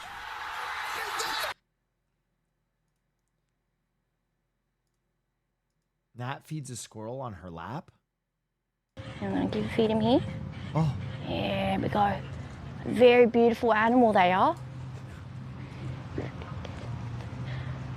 I've just had a squirrel sit on my lap. The squirrel whisperer, they call you. Yeah, they call me the squirrel whisperer. Like crazy out there. I've never, dude, that just, someone clipped that, bro. Bloody hell, someone clipped that. I just had a squirrel sit on my, that was not planned. Wait till Netflix gets a hold of this. Yeah, I know. Now we filmed the doc here. I just naturally think she's an animal expert with that accent. You know what I mean? Something about having an Australian accent. I just trust whatever you say about animals. You could say anything about an animal, and I'd be like, oh, yeah, for sure. Oh, mate, this animal. This morning, You're going to be really careful with this one, mate. A hamster? Oh, yeah, mate. Fucking killing machines there. One wrong look and that hamster will tear you apart, mate. Celebrating Hispanic Heritage Month with the story of an artist who has used his sketchbook and pencils to find success and fame. Devon Rodriguez made his name by drawing passengers on the New York City subway and sharing their reactions on social media. He has more than 33 million followers on TikTok. As Zelia Luciano shows us, his talent has taken him a long way from a troubled upbringing in New York City's South Bronx. Excuse me, I drew you. I always dreamed about I love your hat. being like this big artist, and I used to like envision myself like on Billboard. Artist Devon Rodriguez got his start sketching on the subway. Now he can't even walk down the street without getting recognized for his work. He's very good.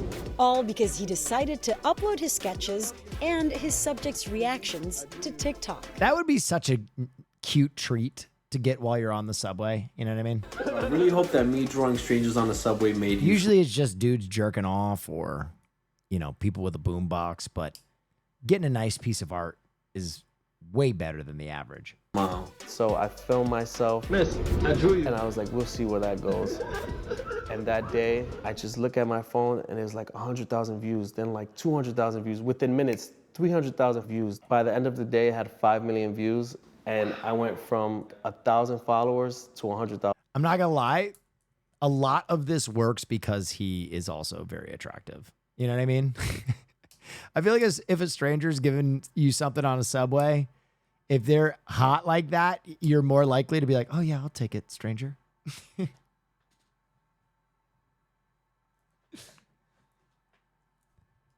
Followers in a day. Yeah, in a day. This You kind broke of the algorithm. Yeah, I was like, with this kind of attention, something's gonna happen. Within a month, I was at 1 million followers. I already had sponsorships coming in. With tens of millions of social media followers, his success is all the more improbable given the challenges he faced as a child. My dad left me when I was 3, and my mom was like very like violent and abusive, and I just grew up in like poverty and violence and gangs. Growing up in the South Bronx, there were some outlets for his artistic aspirations, even if not entirely legal. You know, I always wanted to hang around the creatives, and they were doing graffiti, so I would just tag up walls, and I got arrested once when I was 14, so I was like, maybe I should not do this. It was Rodriguez's grandmother who got him out of trouble. That day by getting him out of jail, and forever by getting him out of his abusive home. What do you remember about what your grandmother would tell you as a kid growing up? She would always tell me to be so be giving to others even when nobody's watching. Yo voy a hacer alguien. And in return, he had a message for his abuela. Crea en mí que yo voy a hacer alguien bien importante en esta vida. Damn, he's making money, because even abuela has had a glow up. He would tell you, believe in me, I am gonna be somebody. Then an early mentor recognized his true potential. I definitely remember that he was hungry to learn. Jeremy Harper was Rodriguez's first high school art teacher. I remember him saying to me, like, how do I get good? My first thing I said to him was, get a sketchbook, go and just walk around the city, buses, parks, subways. And that art advice teacher, changed dude, that's everything. the most New York art teacher ever because he's used to having to like scream over a classroom. So his just talking volume is aggressive. His reels blew up during the pandemic when so many missed the ordinary things, like the smile of a stranger on the subway. Why do you think you have become such a viral, explosive sensation? I think people love like the wholesome quality of somebody feeling like they were so seen. So when you're watching the video of somebody receiving their portrait, you almost feel what they feel. I lived in London for a long time. There's this kindness that is part of everything. I remember this guy that getting you super mad at the critic for doing his job was. I don't really know what you mean by that, but maybe you can elaborate. showcase. Where does that come from? I always had like this innate belief that So if you put out positivity, you're gonna get positivities. I'm always trying to treat people the way I want to be treated. Keep smiling. To the sketches, I think he means a bad review. Interesting. He's now added interviews for the full picture.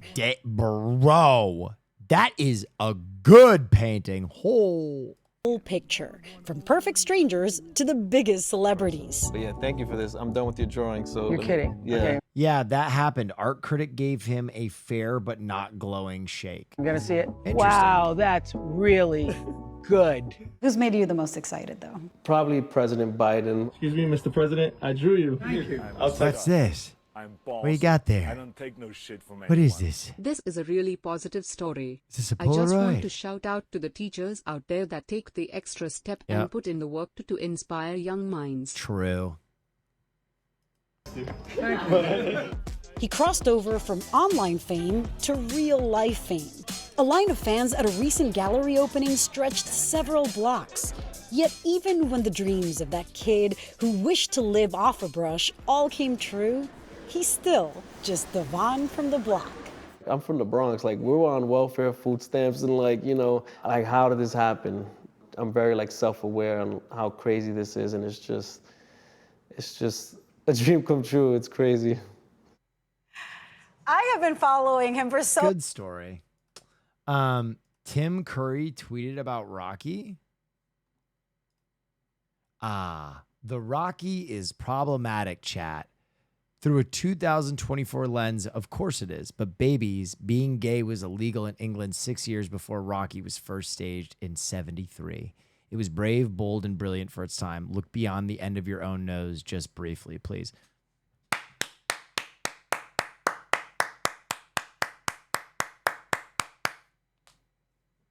Damn. Damn.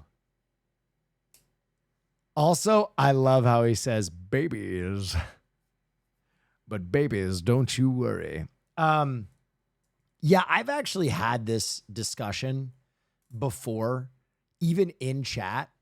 And a lot of this Discord comes from like a few parts in the film. The main one being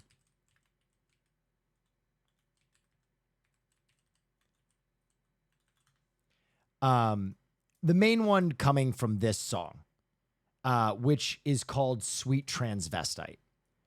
And obviously, that terminology has changed. And it is no longer the preferred nomenclature of our friends in the trans community. But I think Tim Curry's point is very important when and accurate when he's like, listen, we made this movie while it was still illegal to be gay. You know what I mean? Like gay people, queer people were not on screen. Queerness was not something that was pictured. So what we were doing was so ahead of its time. Like, look past the fact that we used a dated term at a time when it was not yet dated.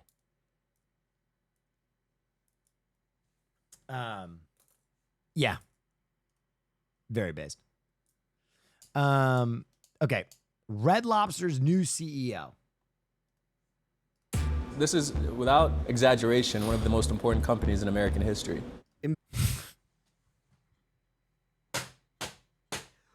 Based! The battled restaurant chain Red Lobster has a new CEO and a steep climb ahead. There were certainly big mistakes made over the last few years. In the wake of bankruptcy this year, the chain is leaning on Damola Adamaleku. There's a lot of regulars. Formerly the CEO of P.F. Chang's and just 35 years old. You know, when I took over P.F. Chang's, I was 30. So now I feel old. Yeah, 35. I feel like This is black excellence right here, man. P.F. Chang's goes crazy. I still like P.F. Chang's. Experienced. Hey, how you doing? You bringing the food out earlier. It was perfect. I appreciate it. So, how does this new CEO plan to save Red Lobster? We'll get the ultimate feast. We sat down for a chat over some, well... Why that Red Lobster looks so good? Lobster. I've never had lobster on pizza. Well, you're about to try it. After ordering, we proceeded straight to the elephant. How old is he? He's my age. He's 35. Or shrimp in the room. When you saw endless shrimp, what did you think? So that's a very expensive product to give away endlessly. When you Dude, okay, listen. We had one Red Lobster giveaway and we shut down a company, okay? Forgive me. I had no idea how many shrimp we'd eat. You have endless shrimp and people are coming in and sitting down at the table and eating for hours, as much shrimp as they possibly can. Yes. You stress out the kitchen, you stress out the servers, you stress out the host, people can't get a table. It creates a lot of chaos, and you saw a lot of that. Are you glad that endless shrimp is done? Was that pretty crazy? Actually, yeah. Yeah. I was thinking. Food quality is very good at Red Lobster. It has been since its inception. Now, the menu's gotten too big, so we're gonna reduce the menu, but in a very intelligent way. Do you think you guys might need to close more restaurants? We intend to be done closing restaurants. This guy watched a lot of Restaurant Rescue. You know what I mean? Kitchen Nightmare. Like, he's got the playbook. Restaurants intend to grow from here. Grow from here. In terms of the business, right? There's going to be investments in the product that will take time. Infrastructure investment takes time. Technology investment takes time. There's 545 restaurants, so fixing every broken HVAC and every torn carpet and every chair that needs replacing will take time, but the impact should be felt right away. I kind of want that little of that lobster tail. Oh, you don't have any? Oh yeah, we have to. Well, we can split. I don't mind sharing. Please take the whole thing. I've had it plenty of times.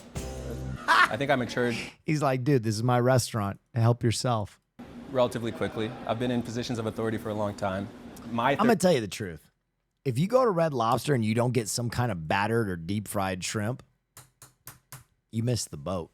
35 might be different than somebody else's 35, but these are just numbers. It's about your experience, who you are as a person, the quality of your character, your integrity, your intelligence, your communication ability. There's a lot of things that Did this dude go to Howard? Are different person by person, and age is just one of them. They make work. He's got swag. Feel like not work, like family. We are family. You are family. You've in the past said that you don't separate work and life balance, that work kind of is life. He's That's a Brown that's Harvard guy? Interesting. Pretty different philosophy than a lot of people have right now. Well, if He speaks like a fraud? No, dude. This guy's just got unlimited confidence. Listen to what I said. I said this works for me, and I don't expect anybody else to live life the way I do. Work to me is purpose. When you wake up every morning and you're excited to do something, it stops being work. Do I expect everybody who works for me to be like that? No. Maybe because I was a server when I was young, but I understand what it's like to work in the restaurant business. So nothing keeps me up at night. I'm energetic about the work, and the more quickly we can get it done and the better we are at achieving our goals, the better life will be for 30,000 people that work for us. That's the most important thing to me. Ooh. Red Lobster is. Wait a minute. What the fuck is this? I opened Salvos, an Italian sandwich shop, out of my apartment in Queens. Delivered via a Go4 interceptor. Salvos began kind of by accident. I had posted something online that said, I'm gonna be selling this food now. And since opening less than a year ago, I went from a couple customers to selling about 50 sandwiches a week. The different hats I wear: shop prepping, cooking. You've watched this? I absolutely have not. Packing, delivering, dispatcher, customer service, graphic designer. Why I do everything is because I don't know that you're not supposed to do everything. I don't come from the industry.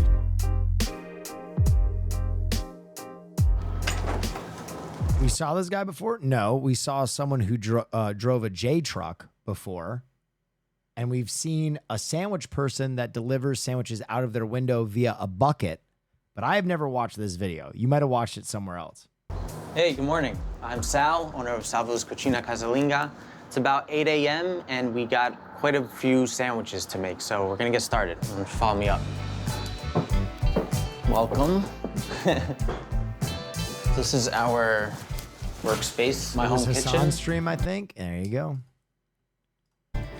We're gonna get a couple of sandwiches going. First, we absolutely watched this. Absolutely watched it in Hassan stream. Shut the fuck up. I think I would remember a one-armed sandwich maker driving a mini truck. Holy shit, dude. You watched it somewhere else.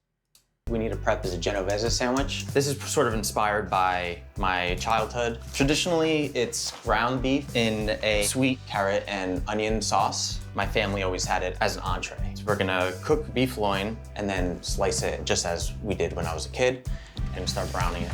Just a couple of minutes on each side just to get a nice color, and color will translate as deliciousness. Yeah, my home kitchen, it's not restaurant grade stuff. Salvos does have food handler's license, but we got like a home stove here, just a regular refrigerator here. It takes a bit for an object to find its place, but it works. And this is also the way that I've been cooking my whole life. It's the way that my mom has been cooking, my grandmother, everyone in my family who I've learned to cook from. I watched this the other day on the just like shitters, this, so so skip it works great for me. So while this is browning, we're gonna get started on prepping our onions and carrots. At the beginning of the week, Salvos announces a few sandwiches. Today's the Genovese sandwich as the special. The mortadella is kind of a fan favorite, so we're doing that as well today. Just ban those losers. Questioning your memories and saying, nah, dude, we don't ban people here. Also, I always say this with peace and love. This is like a little community, right? So if I yell at you, it just happens. You know, eventually people yell at people. Don't think that I hate you. Don't think that it's an act of aggression.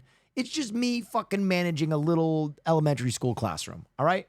So with peace and love, I am not the type of streamer that holds a grudge. Also, I don't want to just ban everybody. I'm not a fucking tyrant. We can have a little back and forth, right? But with peace and love, I was getting gaslit because this is literally the plot of The Fugitive, right?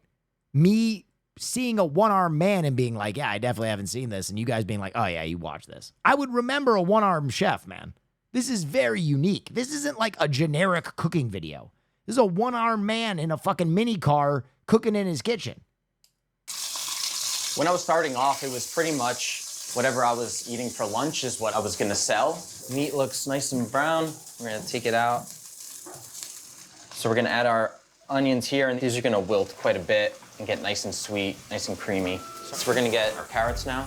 Halifax, what's up, man? The home kitchen definitely has its puzzles. It kind of looks like a deli's fridge. So there's a bit of the refrigerator that's kind of reserved for personal consumption, but for the most part, Mary and I were eating what I'm making for Salvos anyway. Mary is my lovely girlfriend, super supportive of I don't want having the me. background. I want the sandwiches, I'll Playboy. post something. Prosciutto is hurting out. Get our fresh kind of.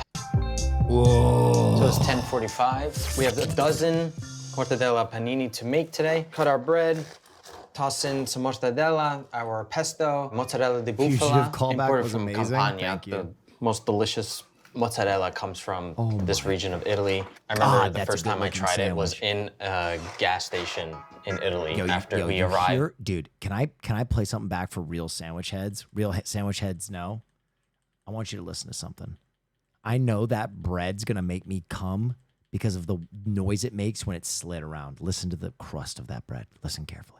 It was in a gas station Oh! in Italy after we arrived from the airport. We were driving back to my uncle's house where we were staying, and we stopped. That was like the first stop we had to hit it. It's delicious stuff.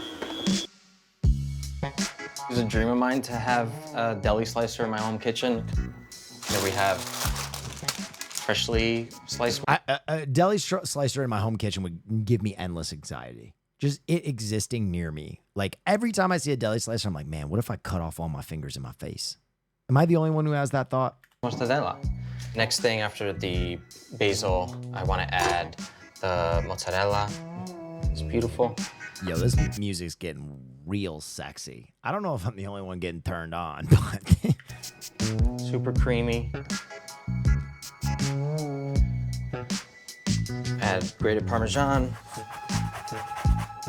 And then finish it off, bit of our lemon zest. That's one panino finished. We have just 11 left. This like deli style folding took me a while to learn. Cut it here. Oh! And then a secondary. And this blue tape was like one of the first ideas I had. The color of Napoli, where my mom's from. This was just like a simple homage, and it like quickly became synonymous. Dude, I'm telling you right now, that is the one food that I miss the most. Salvos is making when I'm on the Camp Canute diet is sandwiches. Man, I see a good sandwich and I just start to. Balloon Festival. Oh my God, I've been to this before when I was a kid. Good evening. The largest ballooning event in the world is finally here. Albuquerque kicked off its 52nd. Wait, I've been to this. I'm having a flashback. Annual International Balloon Fiesta, and even with a slight delay, balloons were still able to take off. I cannot remember why I was at this. I think my mom took me to this for the balloons. Like, I think we made a balloon trip. See them come up, and they definitely are. So it's awesome. It came on the red. Thousands. She did it. Are we dating now, chat? You're just gonna fucking gaslight me all day? Holy shit, what are you trying to get some head? Let me live. Came from all around the country and globe to be here for the festivities. Mass ascension was planned for 7 a.m., but wind delayed takeoff. Thankfully, though, the green flag was waved just after 7:30. Why was I at this? Drove about 1,635 miles to get here. Wow. The reason I'm questioning it is because she does not have any friends that I know of in this area, but I remember being at this. I remember being at someone's house, going to the I was a child, going to this festival, eating like a turkey leg, and then coming back and watching the balloons pass over from this person's house. About this from a good dear friend of our parents who came to this event for many, many years. So we want to come see what it's about, and it's unbelievable. Balloon Fiesta says there are 566 pilots representing 45 different states. What the fuck? I have the same memory. Countries. What am I, a fucking replicant? Oh, yeah, wow. What is happening? With 106 of those piloting special shape balloons. The Fiesta will continue through next Sunday. We will have a full coverage of all things Balloon Fiesta on our website at krqe.com. Jesus Christ. Okay, I believe you. Special shaped balloon. Just a month now from New Mexico's biggest event of the year, we are getting a look at all of the new... Police dog? Wait a minute. Wait a minute. Is that a generic Paw Patrol balloon that they are not getting intellectual credit rights for? That is incredible. Duke City Ready Mix. Macaw Red. New Mexico's biggest event of the year. We are getting a generic look at all police of the new dog special animal shapes coming to Albuquerque. The brain. The brain. It's so veiny. Albuquerque's Balloon Fiesta. News 13's Jessica. Macaw Blue. Okay, there's a Macaw Red and a Macaw Blue. Mazu. Salinas has a look at the creative balloons set. Hunter the Fox, Candy House. To make their debut. Oh, wait. What was that last one? Hold on. Was that Captain Caveman?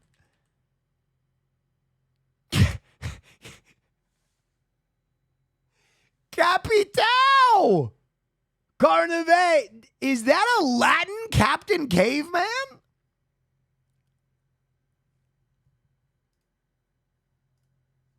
It's exciting to see something new. Out of 100 special shapes that will lift so off cool. for the 52nd Albuquerque International Balloon Fiesta this year, 16 unique designs will fly over the Duke City for the first time. We're seeing lots of animals this year. That seems to be the repeated theme. 7 of the new shapes are animals, including 2 tropical parrots named Macaw Red and...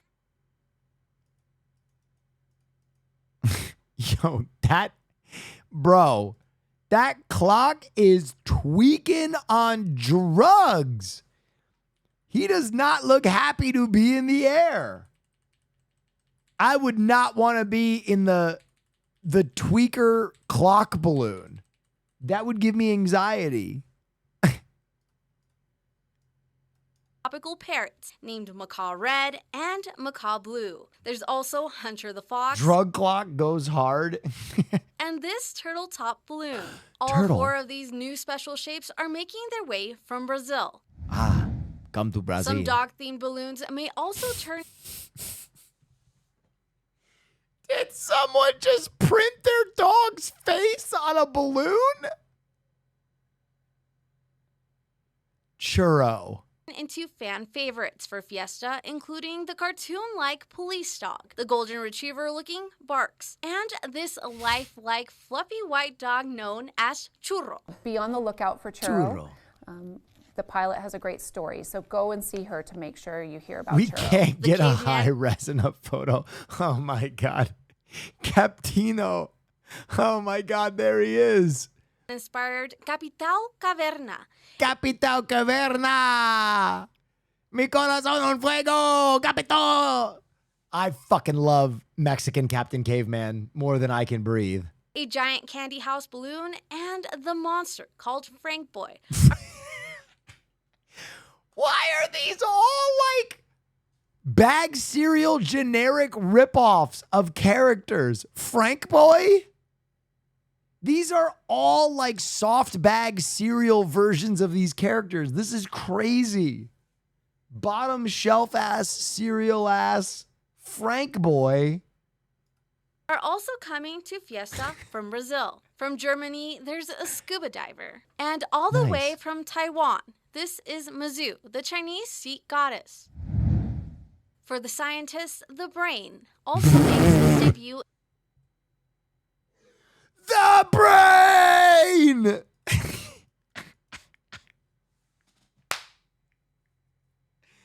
It's just called the brain. For the scientists, the brain also makes its debut in Albuquerque this October, alongside Mateo, shaped with a sun, cloud, and rainbow. But some of the new local balloons are expected to get the biggest cheers. Wow. Everybody loves the new balloons, but in particular, the Zozobra is a New Mexico thing and culture. But the new balloon, because it is so big. This Zozobra stands at 135. Zozobra? ¿Qué es eso? Who is Zozobra? Feet tall and weighs 730 pounds. And Fiesta goers will get to see a cement truck fly this year too, with the Duke City Ready Mix taking off. The crowd loves seeing the shapes. They love Frank Boy and they love Churro. Shapes in the air. Jessica Salinas, KRQE, News 13. And we have a full look at all of those pictures at always on KRQE.com. Other fan favorites, special shapes include, of course, Darth Vader, Yoda, and Smokey Bear. They will also, we're told, be returning this year. Why isn't there a generic version of Darth Vader? How did they get the rights to Darth Vader but not Frankenstein? What is happening? How did they get the rights to Yoda and Vader? Yeah, why isn't it Vade Boy? Vade Boy. No, please stop. Not Churro. Not Churro. There's a new special shape coming to Balloon Fiesta this year, and the story behind it may surprise you. As News 13's Annalisa Pardo reports, it takes the love of their family dog to new heights. Oh. This balloon, Churro, is believed to be the first photorealistic dog in hot air balloon. Why does it look like the Taiwanese, like, animated recreation of events? You know you guys know what I'm talking about? When they do, like, the animated recreations of stuff, like news? Yeah, it does look like a Nintendog also. Balloon history. And its namesake has a story of her own. From Smokey Bear to the bumblebees, soon our favorite special shapes will fill the sky, including some new ones like Churro the dog. Come see the first photorealistic dog in...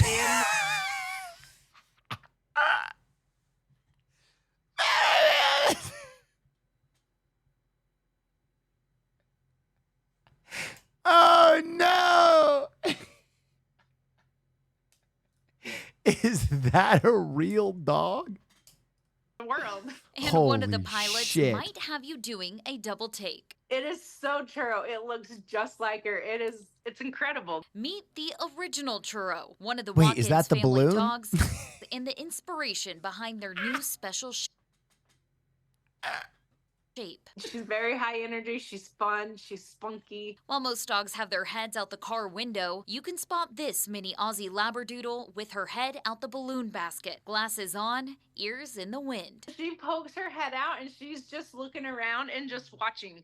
And she just absolutely loves it. It all started when Churro broke her leg Churro. and started going up with the mother-daughter pilots and the family balloon crew. She would go ballooning with us. She'd sit in her backpack. Now, she helps with the crown line. She does wait on. She is always right there by the I burner. wonder how much money it would cost to get a New Mexico ballooner to make a balloon of my face and just call it Neff Boy.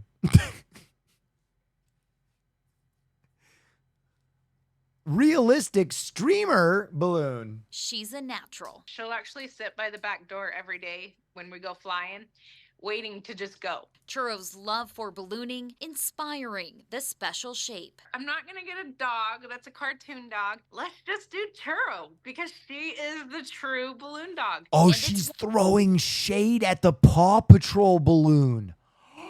This is some balloon drama. I don't even know if you guys picked up on that. She wasn't saying generic cartoon dog. The other float of the fucking Paw Patrol animal was called Cartoon Police Dog because they didn't have the rights. So she's talking shit.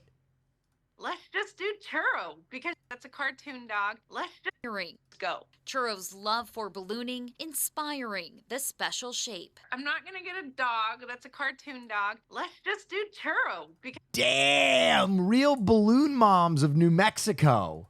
she is the true balloon dog. And it's why the family keeps taking their pup not for a walk, but for a flight. We're just all family, so it's so fun when Churro's there. She's just part of us. She's part of the crew. Now talk shit about Frank Boy. So the balloon will most likely be flying the final Thursday, Friday, and Saturday of Fiesta. And I'm told there's a very good chance that Churro the dog will also make an appearance. Back to you. A cutie. All right. Thank you, Annalisa. Churro the dog is one of the 16 new special shapes this year. Balloon Fiesta begins. Wait, hold on. I have to do some research right now.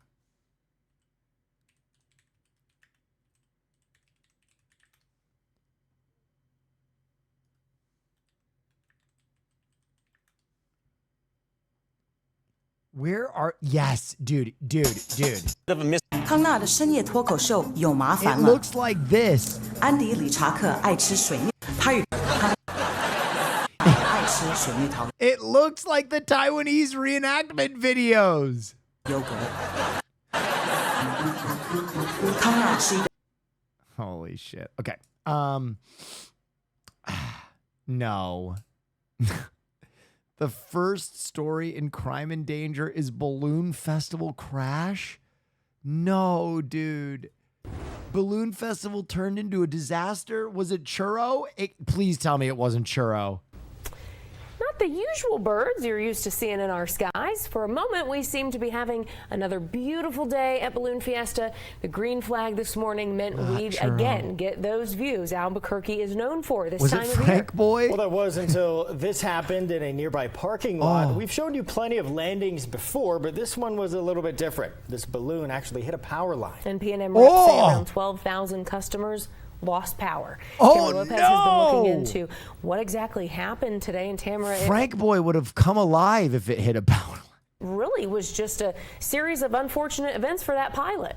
Yeah, Tessa, it was. So first, the balloon bumped one of P&M's larger power lines, and then this cell phone video shows that there was not such a smooth landing for them either. Tried to find stuff for my employees to do, you know, so we had a little light in there, so we mopped and cleaned and then went outside for a little bit, watched the balloons. Anthony Aguilar is talking about the widespread power outage that hit the metro Monday morning. Employees started coming in about 8, and about 8:15, that's when I think power outage started happening. and computers are down. We had one customer come in. We wrote his information down and let him have his equipment because it is Balloon Fiesta. His store, Standard Restaurant Supply in Manal, was one of dozens of businesses affected. At one point, the P&M power outage map showed over 12,000 customers without power. According to P&M spokesperson Eric Chavez, a balloon bumped a transmission line. The balloon came in contact with the transmission line, and so the transmission line essentially takes the power from wherever it's made, wherever it's generated, takes that to our substations, which takes that to our distribution lines. Chavez says this all happened around 8 Monday morning near Stanford and Claremont, and power was restored around 9:30 a.m. We really hope for a incident-free Balloon Fiesta. We hope that nothing. I can't believe I've been to this. Like, this was like a suppressed memory. All of a sudden, I have memories of Balloon Fiesta. Else happens in the coming days, but we are prepared if something does. Balloon Fiesta officials confirmed the balloon is the Master Blaster flown by The Master Blaster? Who runs Bartertown? Who run Bartertown? Master Blaster. Who run Bartertown? Master Blaster. Gary Odom. Hitting the power line was just the start. Odom was able to fly the balloon about a half mile, and this viewer video shows the balloon hitting a street light and then ripping.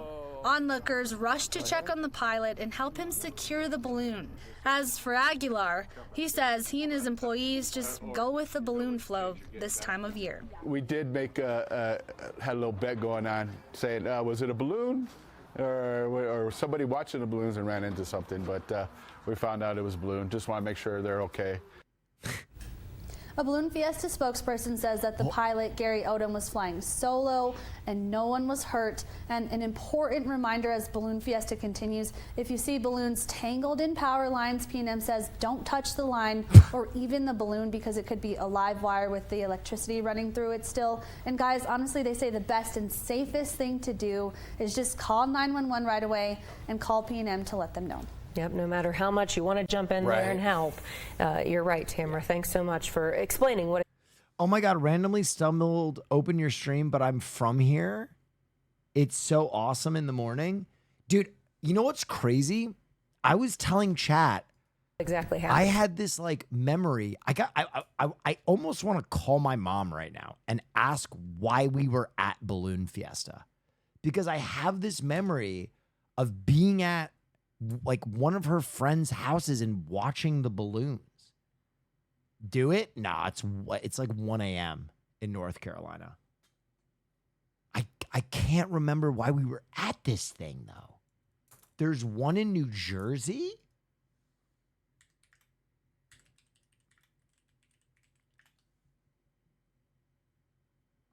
Is there? New Jersey Lottery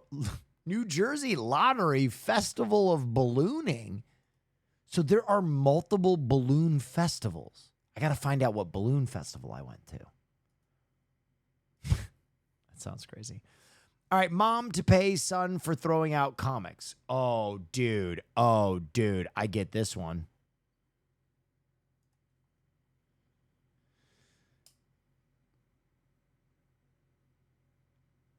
The Chai Ayi District Court has ordered a mother to pay NT 5,000 in damages after she threw out her son's collection of 32 Attack on Titan comic books.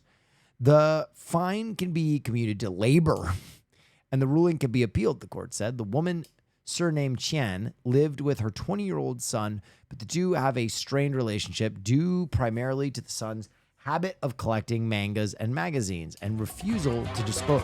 Oh!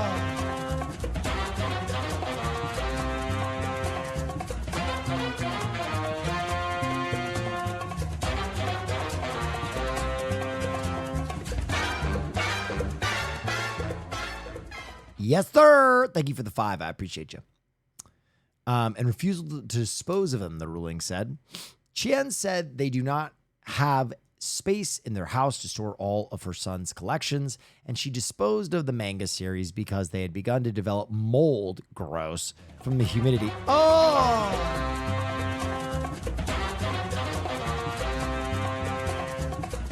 Kerfuffle, thank you for another 5. You guys are juicing me up.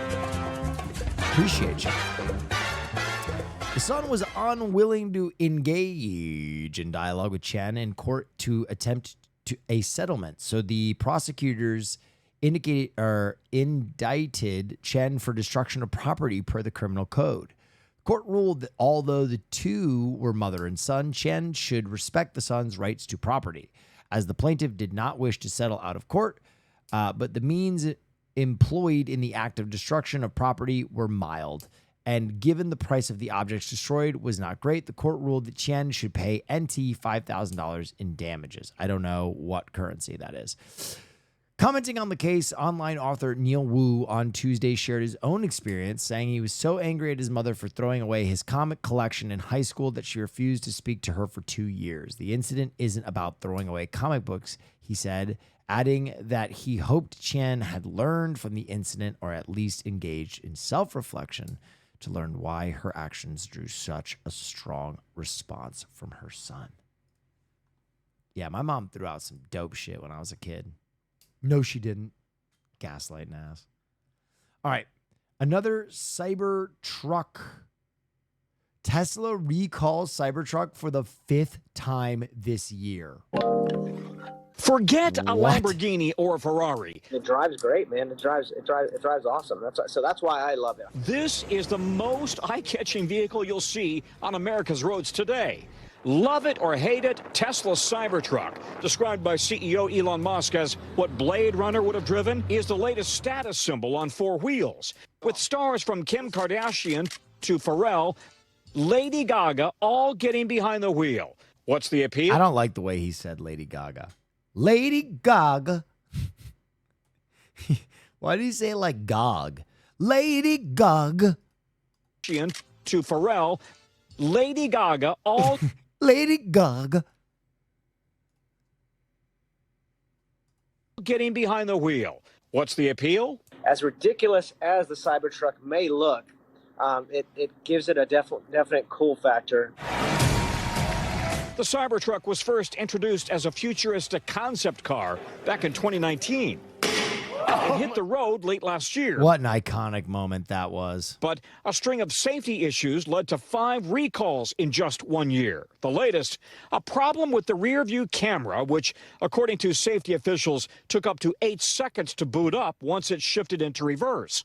For context, the government says that needs to happen within 2 seconds. The recall notice says the delay could increase the risk of a collision.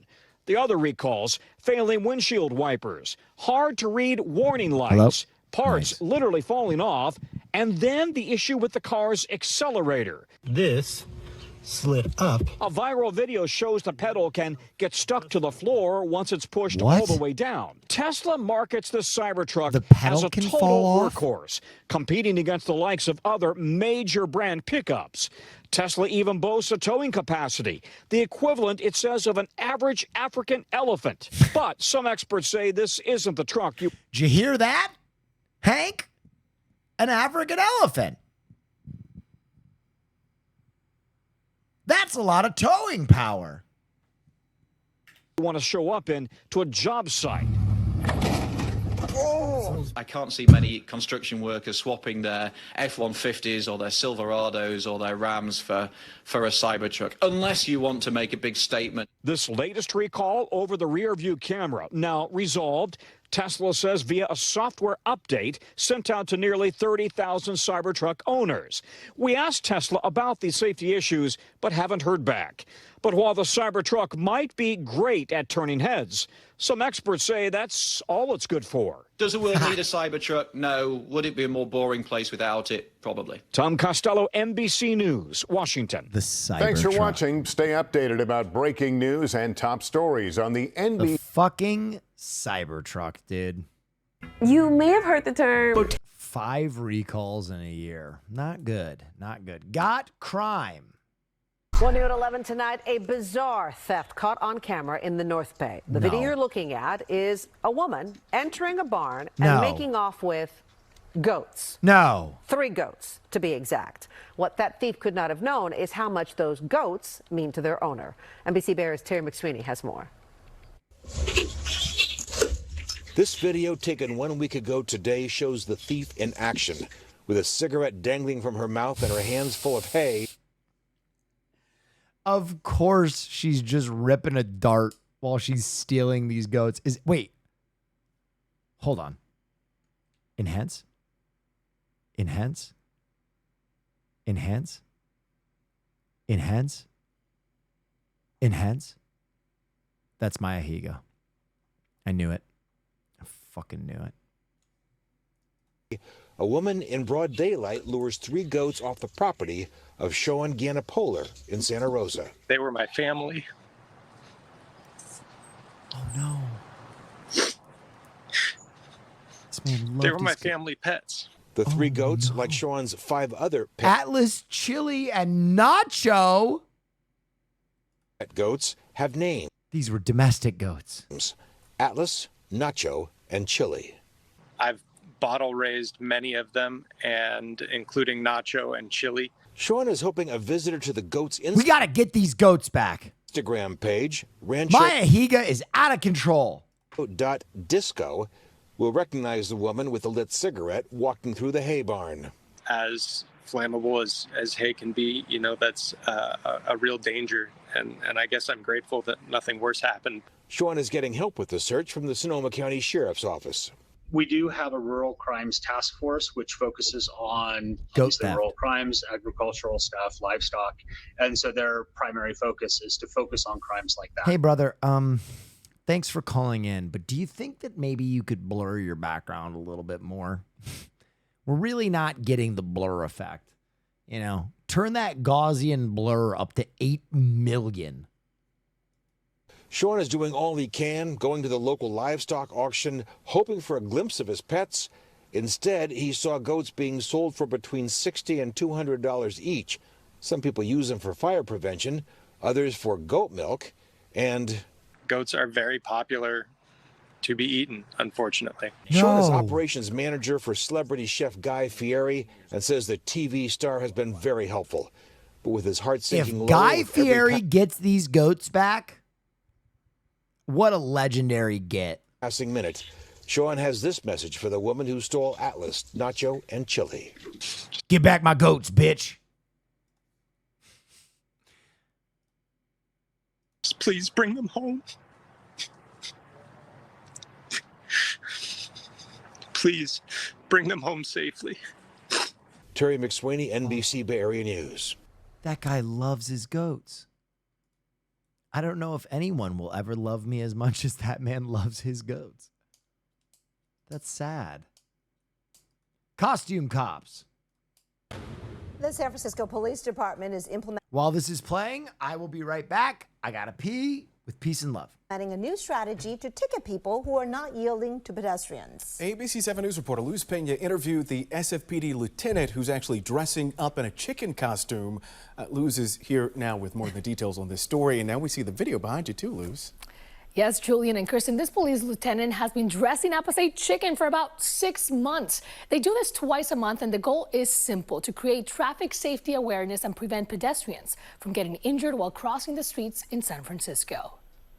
As cars are going 40 to 50 miles an hour through this busy intersection in San Francisco's Ingleside neighborhood, the person wearing a chicken costume is giving residents here hope. The one wearing it, Lieutenant Jonathan Ozol. First, it was difficult thinking about, all right, police lieutenant, we do serious work. I'm going to dress up in a chicken outfit. He showed us his strategy. Always be careful. Sit. Stop. Every time SFPD Lieutenant Ozol crosses the street, he's a decoy. Watching behind him are 3 police officers ready to ticket anyone who doesn't stop. Giving drivers ample time to be able to see us and to be able to stop in time. This operation started 6 months ago, and like every great idea, there's been iterations to it. The first costume was a big bird one, followed by another chicken, even a unicorn. by another officer, and now down to this one. All this with a goal in mind. It's just to get people to slow down. The one behind this strategy, Captain Amy Horwitz. Really had to think out of the box. We were having fatalities from people who were crossing the street in the crosswalk. They were being hit by cars and killed. According to city data, every year, about 30 people lose their lives, and at least 500 more are severely injured while traveling in San Francisco streets. So far in 2024, there have been 23 traffic fatalities. 18 were pedestrians. Wait, I gotta run this back. I'm Yes, sorry. Julian and Kristen, this police lieutenant has been dressing up as a chicken for about 6 months. They do this twice a month, and the goal is simple: to create traffic safety awareness and prevent pedestrians from getting injured while crossing the streets in San Francisco. What?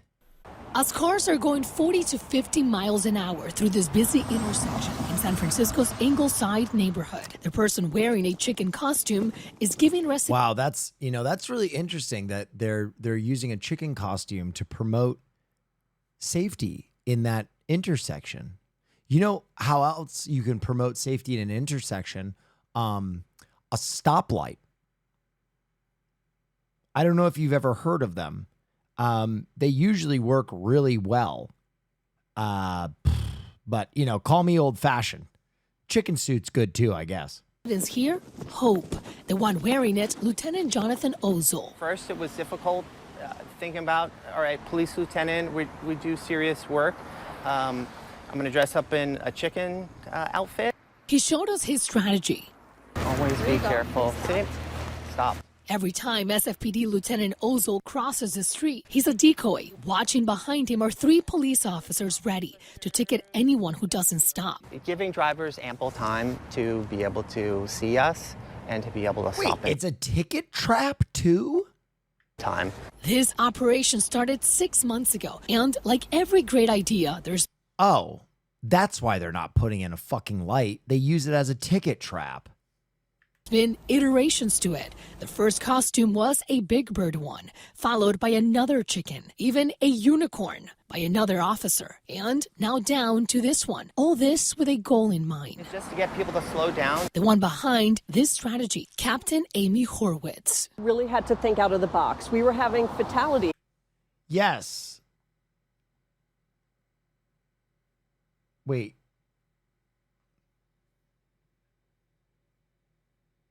I live in FS, and it's insane because the SFPD has basically stopped issuing traffic citations since the pandemic. It's like down 90%. What the hell? From people who were crossing the street in the crosswalk. They were being hit by cars and killed. According to city data, every year, that person got their goats back? Fire. 30 people lose their lives, and at least 500 more are severely injured while traveling in San Francisco streets. So far in 2024, there have been 23 traffic fatalities. 18 were pedestrians, and according to Walker's chef, the majority were on crosswalks. You just crossed the street and somebody didn't stop. Yeah, it happens a lot here. A driver who didn't yield to this pedestrian was stopped by officers. And yes, despite the bright suit, it also happened to Lieutenant Ozol while we were there. Surprisingly, some people say they don't see him. A lot of people say they do see him, but they're mistaken about the rules. Residents here are thankful, but also want permanent solutions. They don't stop. They stop when the police are here. And yes, people do ask the question, why did the chicken cross the road? And in this case, do it for traffic safety and awareness. And they're actually ticketing between 20 to 30 people every single time they do this operation. And now they're getting calls from other San Francisco neighborhoods asking for this operation. Stolen goats returned to home. 3 goats stolen from Santa Rosa have home earlier this month have been returned to their family. The goats were taken on September 17th. According to the sheriff's department, a man told authorities he believed his family had 2 of the stolen goats. He told the sheriff that his family had recently purchased the animals and later suspected they were stolen goats. The sheriff says the family purchased the goats from Augustine Alzacar Verelas, a 48-year-old from Santa Rosa. Detectives later located the 3rd missing goat, Chili, and he was returned home.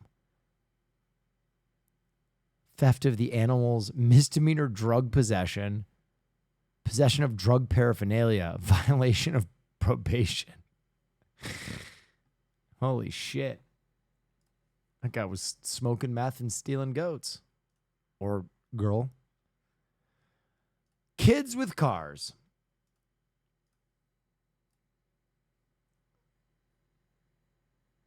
Now from the Wait, the hurricane is nearing the mathematical limit of what Earth's atmosphere over the ocean can produce? What does that mean?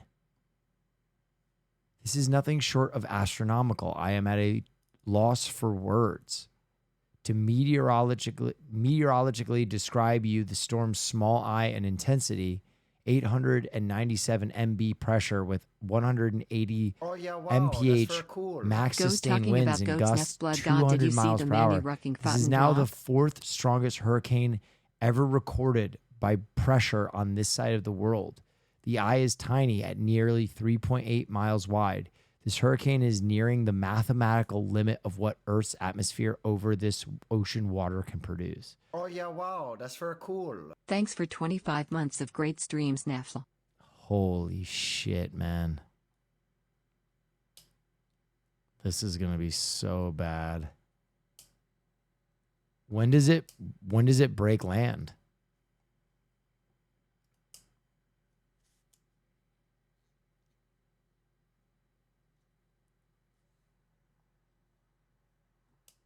Wednesday at 8 a.m. Fuck, man. What the fuck we do? We do fun news.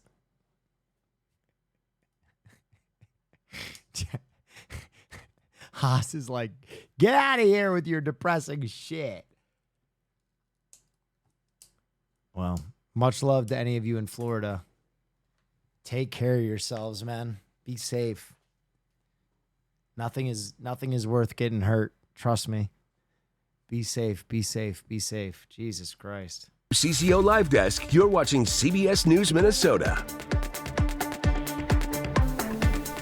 Hi, I'm Maria Lizignoli, and we have new video this morning of a 10-year-old boy who police say was driving a stolen vehicle across a crowded school playground. Take a look at this. Watch the right side of your screen now. There, that vehicle you can see going across the sidewalk. Wait. Watch the right side of your screen right now. Why did you say that like I might miss it? She said that like, watch the right side of your screen. I don't see it. Where is it? You said the right side of my screen? Oh, it must be tiny. Oh, God. That car went across like the Bigfoot video. There, that vehicle you can see going across the sidewalk really close to the playground. The vehicle's seen driving in the background there several times back and I almost did miss it in the background that time. Wait. Playground. The vehicle's seen driving in the background there several times back and forth. Surveillance video shows school staff frantically trying blink and you'll miss it to move children off the playground and out of harm's way. Police Chief Brian O'Hara said MPD officers arrested this boy and he was booked into Hennepin County Juvenile Detention Center on Thursday for probable shit, he's cause flying. Second-degree assault. He's This happened flying. on September 20th of this year at Nellie Stone Johnson School in North Minneapolis. Fortunately, no children on the playground were struck by the driver. Now, police records indicate that the 10-year-old boy has at least 30 entries dating back to May 2023. He's been arrested at least. This is the same kid. This is the same kid. This is the same kid we saw before. This kid, they cannot charge him as an adult, and he just keeps stealing cars. Do you guys remember this kid? He won't stop stealing cars. Twice before for auto theft related crimes. The boy is also listed as a suspect in more than 12 cases that range from auto theft to robbery to assault with a dangerous weapon. I'm sorry. This kid's got to go to jail. I don't care if he is a baby. He is, no, Haas, no.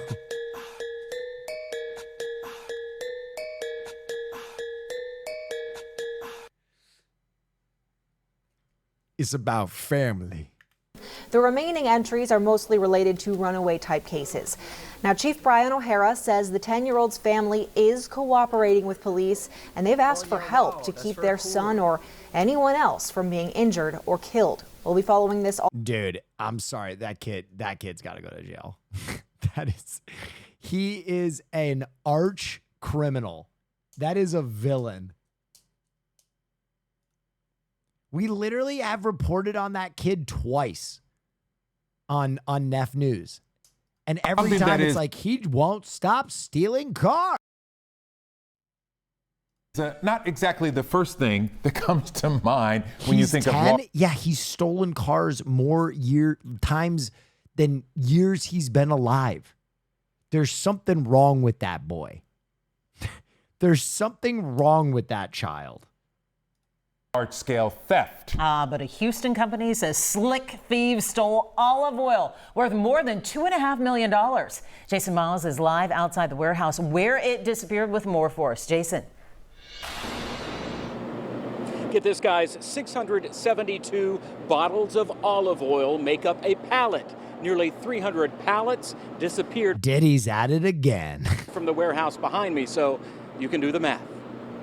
Terra de Lisa is a premium olive oil that originates in Tunisia, but is sold at retailers far and wide. In almost all stores in Houston. Houston-based CEO Waji Rakik says the company stores products at various warehouses and discovered nearly 300 pallets missing from this warehouse on Navigation after getting a tip their bottles were being sold at some independent shops at cut-rate prices. 290 pallets. 290 pallets. How many bottles is that? I can tell you, every pallet has 672 bottles. That's more than $2.5 million worth of olive oil that was likely trucked out by more than a dozen tractor trailers. Knowing that our product is being sold for half price or 1/4 of the price at some stores now is devastating too. Stolen product was tracked down via lot number and other information on every bottle, which is also a way legitimate retailers and consumers can report anything suspicious, like when premium olive oil is labeled with a bargain basement price. And get this, I'm told the company that operated this warehouse is now out of business and conveniently did not have working surveillance cameras at the time of this theft. That is all part of the active HPD investigation. Meantime, the olive oil company also experienced a similar theft at a supplier up in Canada. It is not clear if the two crimes are connected. That is the one in Canada and the one here in Houston. But I can tell you this stuff is at a It's liquid gold. premium around the world, partly because of a drought in Spain where so many olive trees grow. Reporting live on the east side, Jason Miles, KHOU 11 News. Something of Interesting. All right. Clown crime. Rain can be soothing and great for the plants here at JVI Secret Gardens. Of course, we got our pansies in because it's that time of year. And this is our shade section. But for owner Derek Johnson, the gloomy day feels a little more unsettling after his business partner alerted him to something spooky on the business's surveillance cameras earlier this week. And Aaron says, hey, there's someone at the garden center wearing a white mask. You need to get up there right now. So Derek took a look. And I see what's on the image. It's like, nope, I'm not going up there. Because whoever made it inside didn't need any magic tricks to clown around. Just a foot to kick in the back fence and some bad intentions. The only thing I can describe it as is the character from the movie Pennywise. Derek didn't know if this clown emerged from the sewers or not, so he wanted to keep his distance, attempting to speak to the creepy suspect through the cameras. When I clicked the speaker, I think it clicked and made a noise, and he literally acknowledged it and said, I'm leaving, and literally jetted. When Derek showed up, he realized behind the mask it was no performer, just a thief who took his show on the road because they tried stealing a propane tank and a saw blade. Here it is, creepy clown. He stole a saw blade. Oh, he's trying to make meth. I don't know. A clown burglar may be a first, but JVI Secret Gardens has been a target before. And I feel like it might be the same individual because we had another tank like that and they stole the tank. And this was probably 6 months ago. They stole a tool bag and they came in the same spot. JVI Secret Gardens already has 4 cameras installed here, and because of this recent break-in, they plan on adding a 5th and 6th one. Derek is grateful no one was hurt. And I'm just like processing, am I really scared of clowns? Are there more clowns? But it doesn't make it The less honkler. frustrating. This is a sweet little garden center. It's Donaldson. I really don't know why people are breaking into garden center of all places. In Donaldson, Aaron Cantrell, News Channel 5. Wow. Honkler crime. Ladies and gentlemen, that is all the news that's fit to print. As is tradition, I'm going to read you all of the headlines that didn't make the cut. First, Argentina's populist leader accused of plagiarizing UN speech from the West Wing TV show. Japanese woman subdues convenience store thief with headlock. Credits anime for the technique. Pet tortoise lost for 30 years, found alive in owner's attic. What was it eating? Terrified woman forced to flee home after stranger breaks in, cleans the floor, and takes out the trash. And our final headline of the night. Georgia nursing home rocked by bloody knife fight over stolen can of Vienna sausage. Ladies and gentlemen, that is all the news that's fit to print. Special thank you to Haas on Twitch for always putting these together. It's become my favorite night of content, and I hope you enjoyed as well. Haas, run the header. Play us out. Play us out.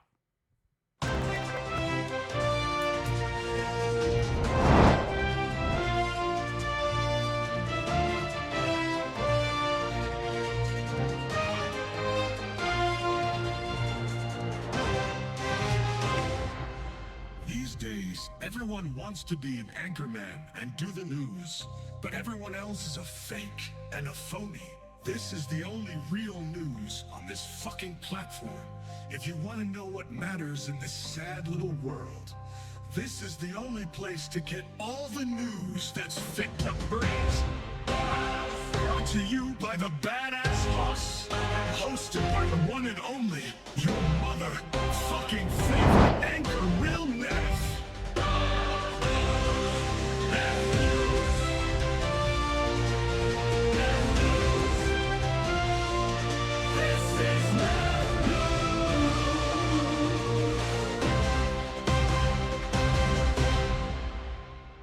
All right, guys, that is it for Neff News. 4 hours and 15 minutes. We did pretty good on this one. We did pretty good on this one. Thanks again to Haas. Thanks for joining me. It's always a pleasure to report those. I was thinking about doing a little bit of gaming. I kind of want to play more Wukong. I was having a lot of fun with Wukong. Neff News. Boo, boo, boo, boo, boo. Gaming on Twitch. That's right, baby. Looking to play the new DBZ game? No, not really. I mean, is it good?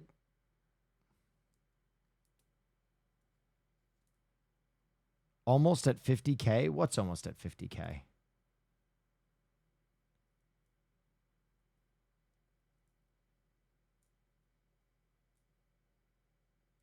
Your show? Oh, yeah, baby. Little body head. Did you see there is new Lonely Island? Yeah, Sushi Glory Hole. That shit went crazy. You gonna do the inevitable D4 DLC bounty?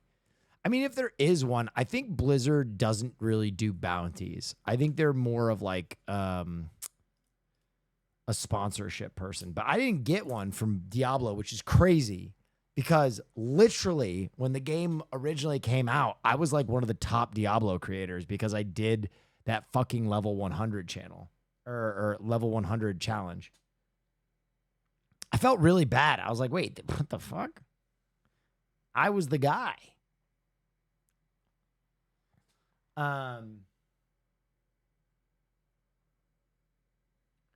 What was the name of the super aesthetic racing game? It was like Midnight. I was a supporter for it. It was like the Midnight Club or something like that.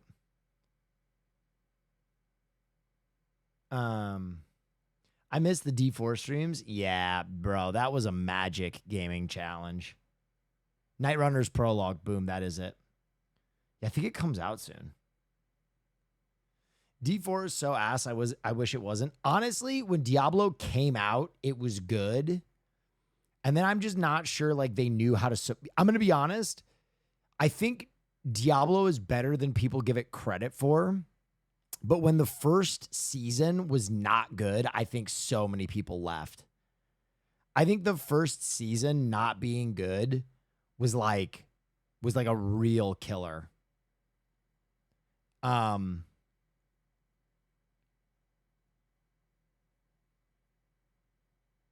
Season 3 and 4 are amazing. Maybe we get the Turkish Armada back together. Yeah, I mean, I hope the expansion's good.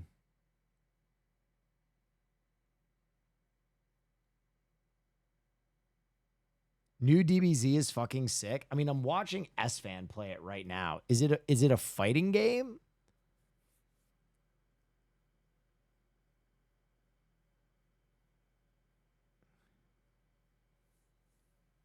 Huh.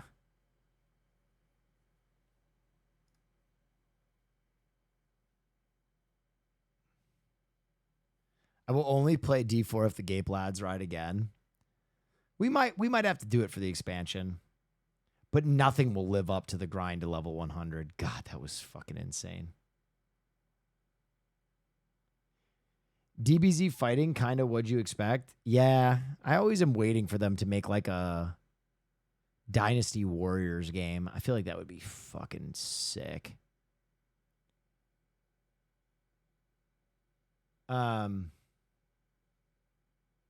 Yasuo's 100 run. It's one of the best things ever. Only 60 levels now? Interesting. News. Neff news. Yeah, I want to play a little Wukong. I was having fun playing that last night. I'm gonna jam a little Wukong. Not too much, just a little. Just a little. I really had fun playing this last night. I know people don't have fun watching me play it, but you know, it can't all be content. Some of streaming is just phoning it in.